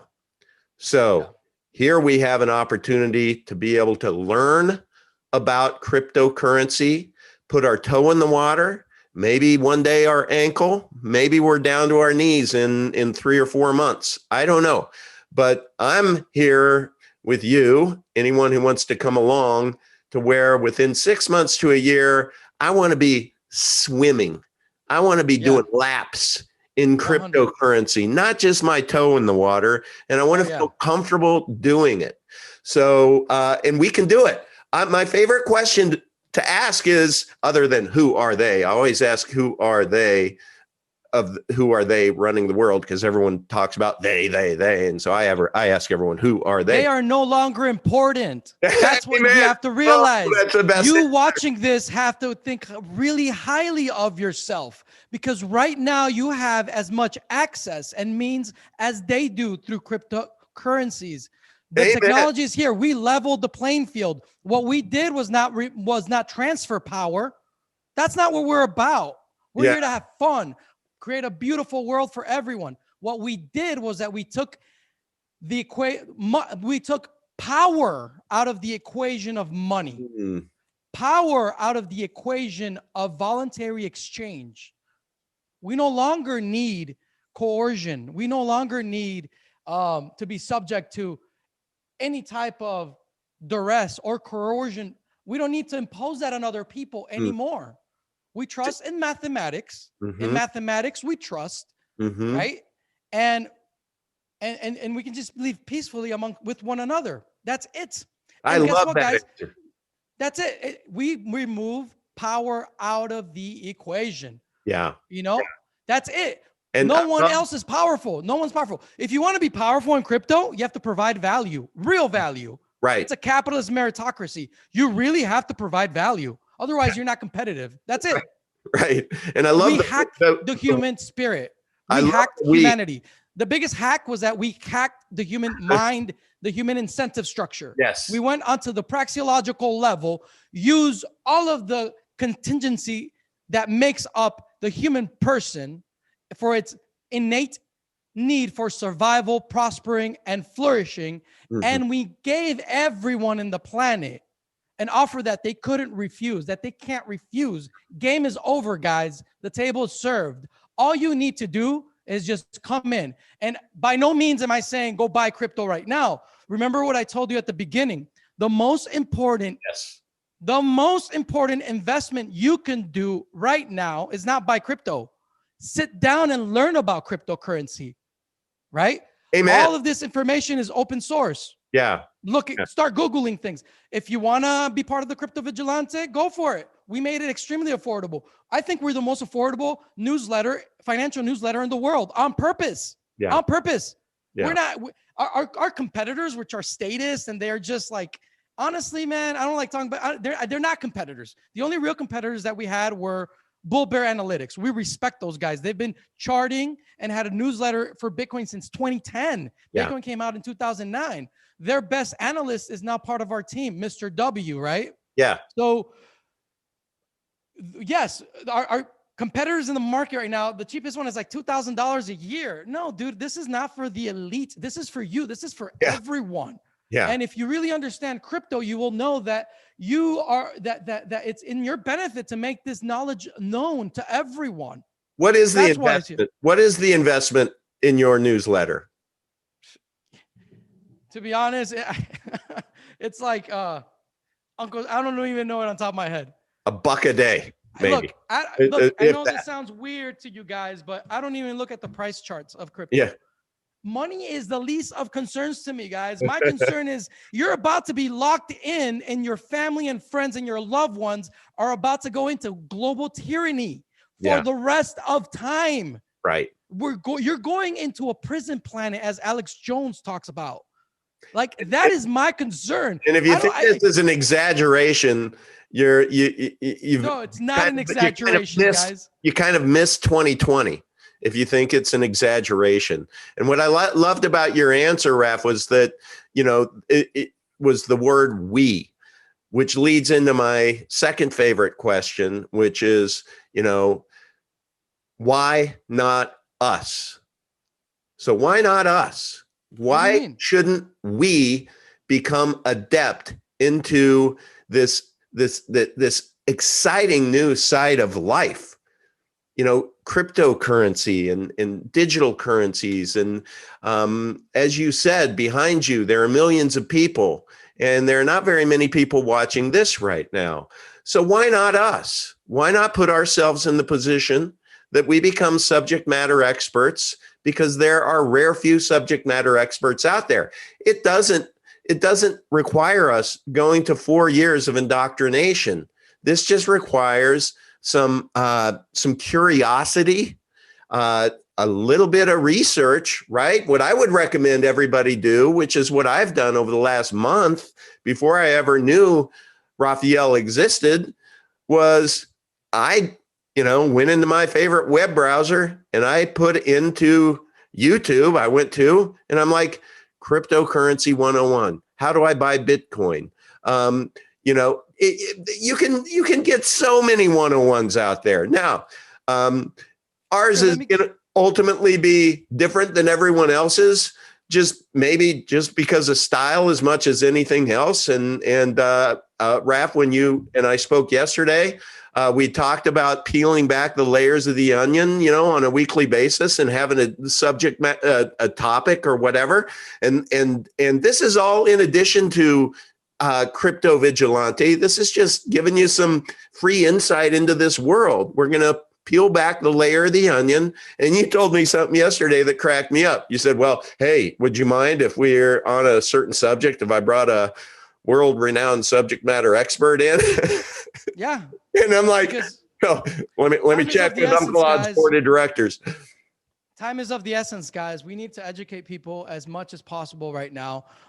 As per your question, how much does a crypto vigilante cost? Is $6.99 per year, and it's if you're buying it quarterly, it's $199 every 3 months.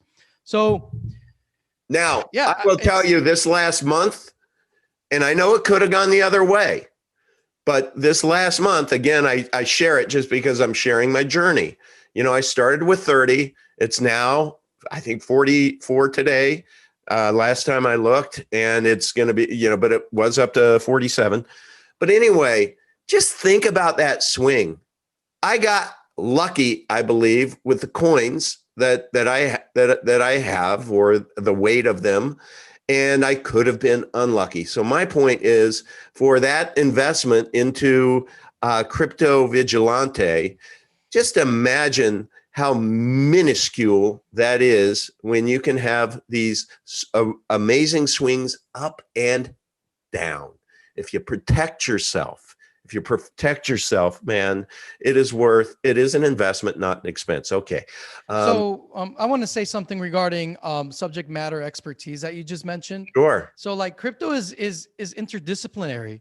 So you yourself as an individual watching this, I'm pretty sure that you in your life, you have differential knowledge that will make you profitable in crypto as an entrepreneur, as a business person, whatever.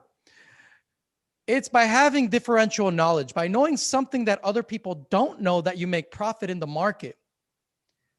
At the Crypto Vigilante, we pride ourselves in having vast amounts of differential knowledge. And why is that? Because we love this. This is all we do all the time, 24/7. And again, this is our vocation. We're passionate about this. And we know that we need to get this message out as quickly as possible to as many people as possible. You know, anyone out there with a, communist mindset would be, well, then why don't you do it for free? Well, we have to pay a team.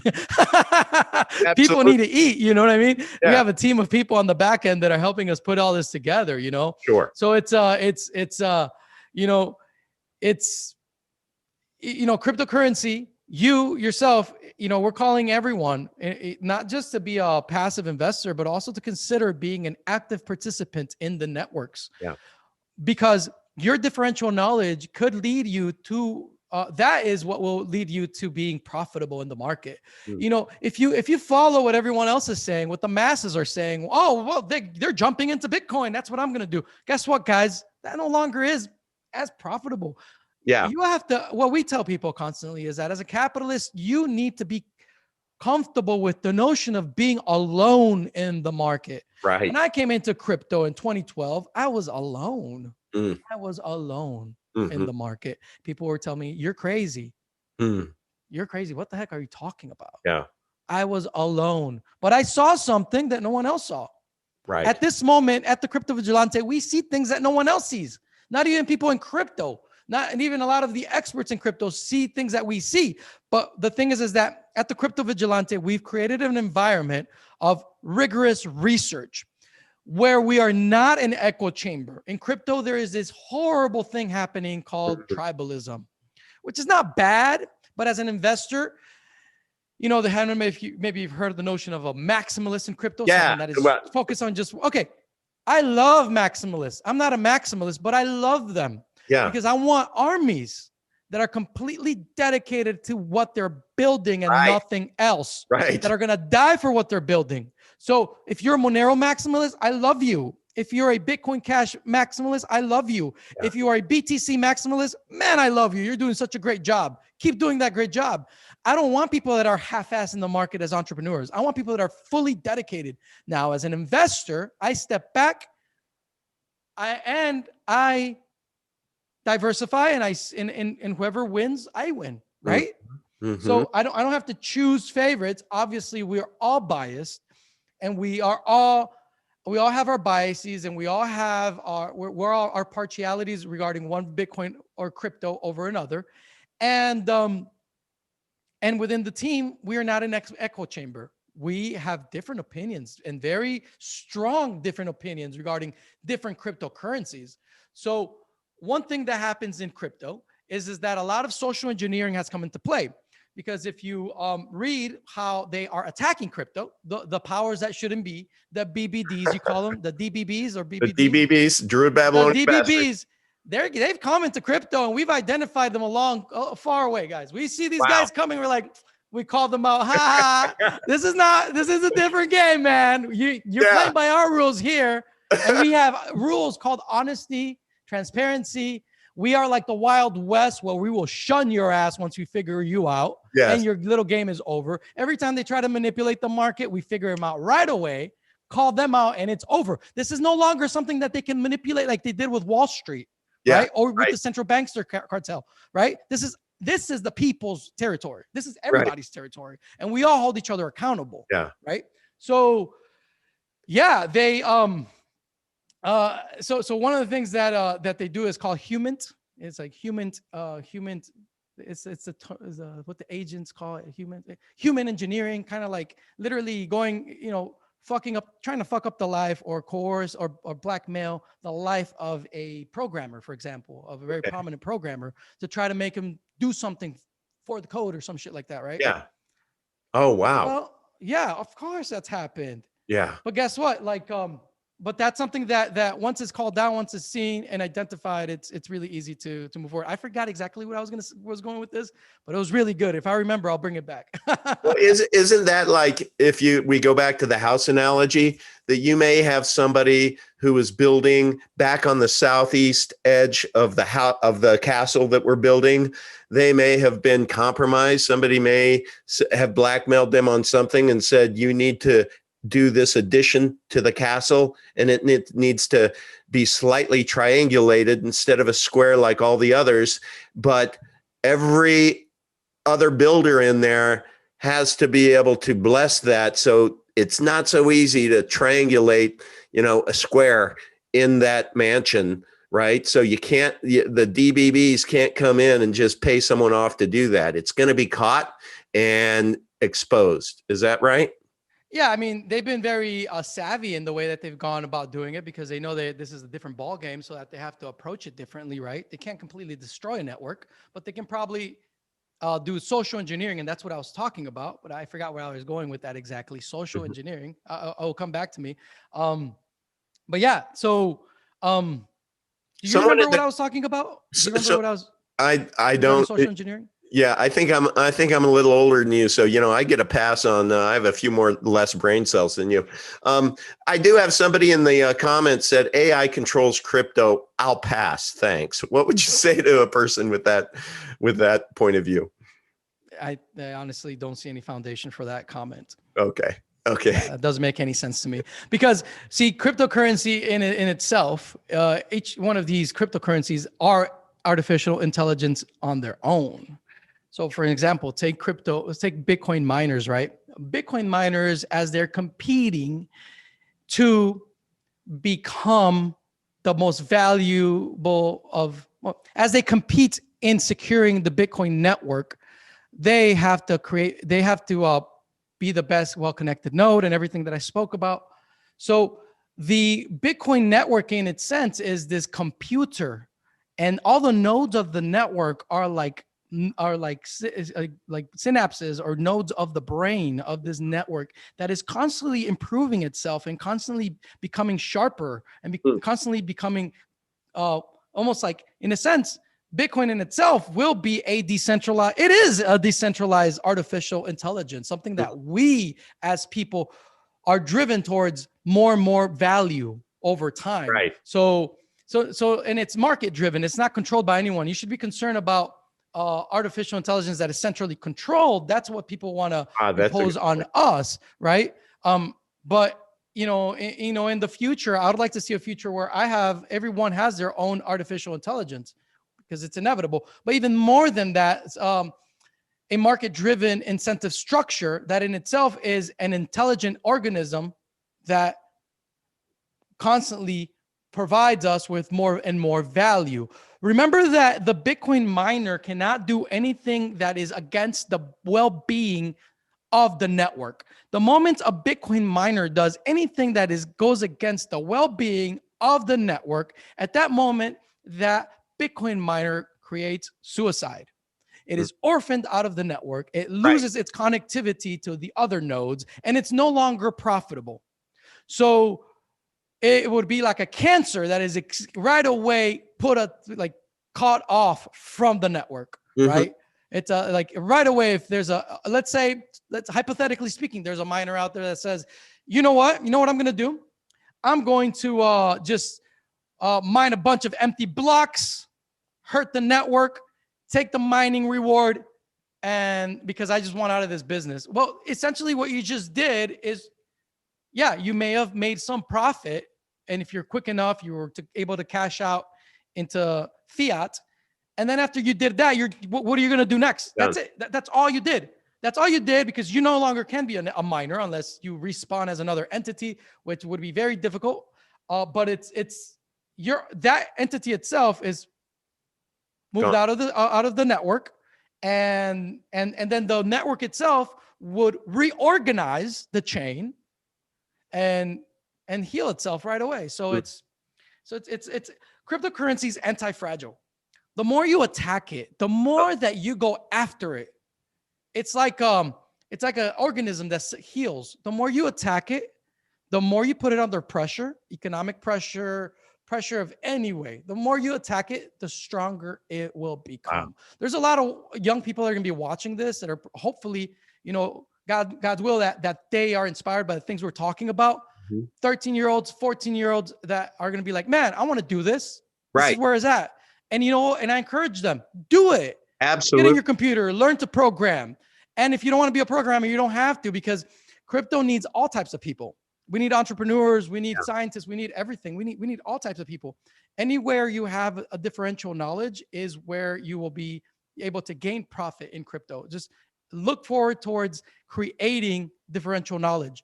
Look forward to having differential knowledge, because it is by knowing something that others don't that you find profit. Because I'm sure everyone in here can look themselves in the mirror and say, I naturally migrate towards X. I do this really well. And I can speak for myself. I know from a brain profile standpoint, I can play in all four quadrants. I can play in the financial, if I had to be a CFO, I could do it, but it would be very, very painful for me. But on a business development front, to where you're a little more extrovert and you're dealing with people and you're communicating, that is my language over there. So you can play in certain areas.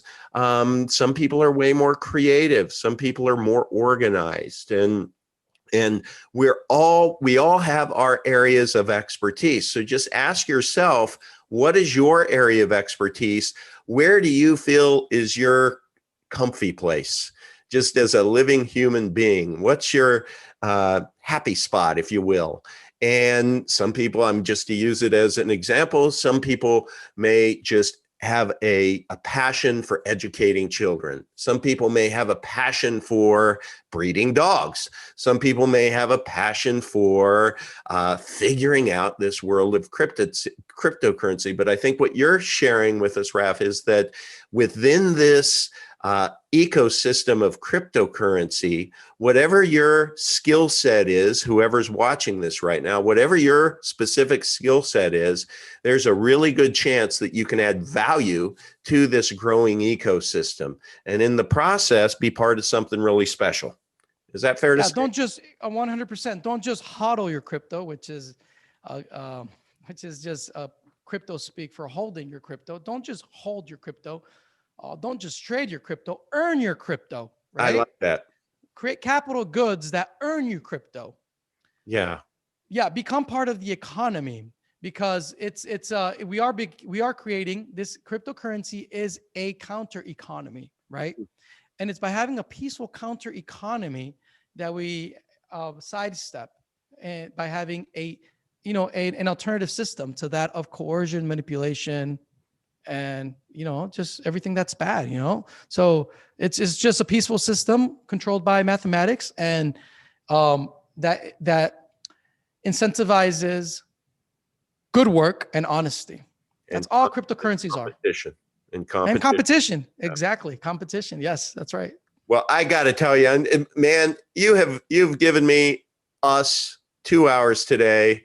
Thank you so much. I'm really grateful. And if you're open to it, I'd like to come back and do this again and again. Yeah. Again and again. And let's. Yeah. Well, the game plan here, and I told you, my goal is to make you a crypto expert. Yes. So 12 months. This is good because I get to take you through that journey, and whoever else we have here, take you through that journey. So we'll talk about what we're going to talk about next week. And I want to see you in that journey. In less than a year, you're going to be a crypto expert. 100%. And everyone watching this, look, when he's speaking to me, he's speaking to you. And that's what's important about this. We have 25 people watching right now. I think my channel has like 700 subs, something like that. But I want in a year, and not because my focus is on growing the channel, but it's about growing it is about growing the pie. And it's like my heart is such, I share Zammy with the kids at the hospital because I know he spreads joy. I know my talents, I know my areas of weakness. And if my talents are being able to just be curious and interview and facilitate conversations, you know what? I just want to share that with you so that you can go on the journey with me. And guess what? By default, maybe we all make or not be given, but maybe we earn a fair wage along the way because we're getting into it. We're trading with intelligence. We're smart. We're ahead of the game because we have people who are way smarter than us, who are doing their own research, who can say, hey, there's a pothole over there. Avoid that area. When the crowd is going in that area, you avoid that area. Let's just kind of walk over here, guys. Let's, come over. Yeah. So they shepherd us. And that's what I look at with this what am I looking for? Initiative that we have going right here. So I'm excited. I didn't go into the conference thinking that was going to come out of it with any kind of a relationship with you, Raf, but I'm really, really happy that we met, and I'm excited and eager for where this can go. That's awesome. You're now another node in the Bitcoin and crypto brain.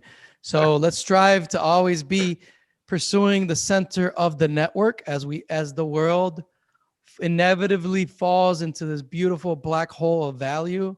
I'm happy to have you as part of this journey.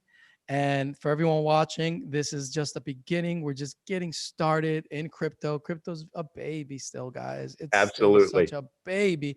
We're just getting started, and let's do this. Uncle Vigilante in the house. Uncle Vigilante, baby. Yeah, baby. Do this. So look, we will have a sidebar conversation on this. And I'm a business guy, so I think in terms of execution, and I like to fulfill my commitment. So I'm committing to everybody that I'm going to go on this journey. I think it's fair to say, Raf, that you are committing to this journey. You're going to help us and shepherd us along the way. So everyone who wants to follow along, let's have some fun together. And we're going to do this. And I could not be more excited. So how does your Sundays at 1 o'clock look for you? Is that a time that is reasonable to just say to people, hey, you want to come along for the journey? This is our target. Yeah, that sounds great. And if for any reason, maybe we need to bring an expert in some specific aspect of crypto. Yeah. If that person can't make it on a Sunday, we'll have to do it some other time. But aside from that, I can commit myself to that. Yes. Okay. Of course. Absolutely. We will be flexible, but that is why everyone needs to go to Telegram to Uncle Odd Discussion. And that's where we're going to be letting you know when we're going to live stream with our next truth drop, crypto truth drop.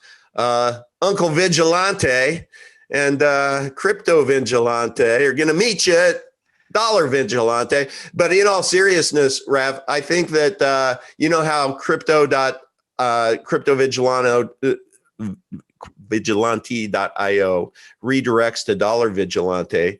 I really do think that we should have an on-ramp that would be the Uncle Vigilante, where the notion is, the idea is, that's the on-ramp. That's how we get you up to speed. We take some baby steps, because to the extent that we can get people comfortable with just trusting that big toe of theirs, just put it in the water, just get it wet. Get it wet. Then they're going to realize that, you know what, that wasn't so bad. And before we know it, we're all going to be swimming laps. That is the goal of this initiative that was just hatched today. So beautiful. Thank you. We'll talk to my team. I'll talk to the rest of my team, and we'll have the sidebar and we'll keep talking. For sure. That's awesome. But this is incredible. And would you do me the kind favor, please, of just communicating back with Jeff that it is he who inspired me on all of his walks with Lucy, that I love that man, and I love everything that he's about. And I've learned so much from him about how the world works. And he and I can tell, see eye to eye on the Druid Babylonian bastards. He has eyes to see, and I'm really grateful for that. But the fact is, and that's how I learned about you, through Jeff, and that's how I learned about the conference. And then when I got into the conference, he was responsive in the chat, the Telegram chat. And that was just so unexpected, but so appreciative. And the fact that he is like that, and the fact you are like you are, that means that there's a whole lot of people, give us a year, who I think are going to be in a way better position, and they're all going to be swimming laps, and I can't wait. Awesome. Uncle Vigilante, have a great day. I hope your Buccaneers win. Thank you. And yeah, let's keep the momentum going. Hopefully they have a lot of momentum, and with that momentum, they make a lot of touchdowns. I hope so. I'm predicting, Uncle Vigilante is predicting that this is going to be, let's say 45-37, high scoring game. Bucks are going to win. But it is just going to be a mad show of explosive offense. I love it. Now watch it be, 10-13, but that's okay as long as the Bucks win. Awesome. Okay, man. Thank you so much. We love you, man. Thank you very much for having me. Okay. Really happy to be here. Bye-bye.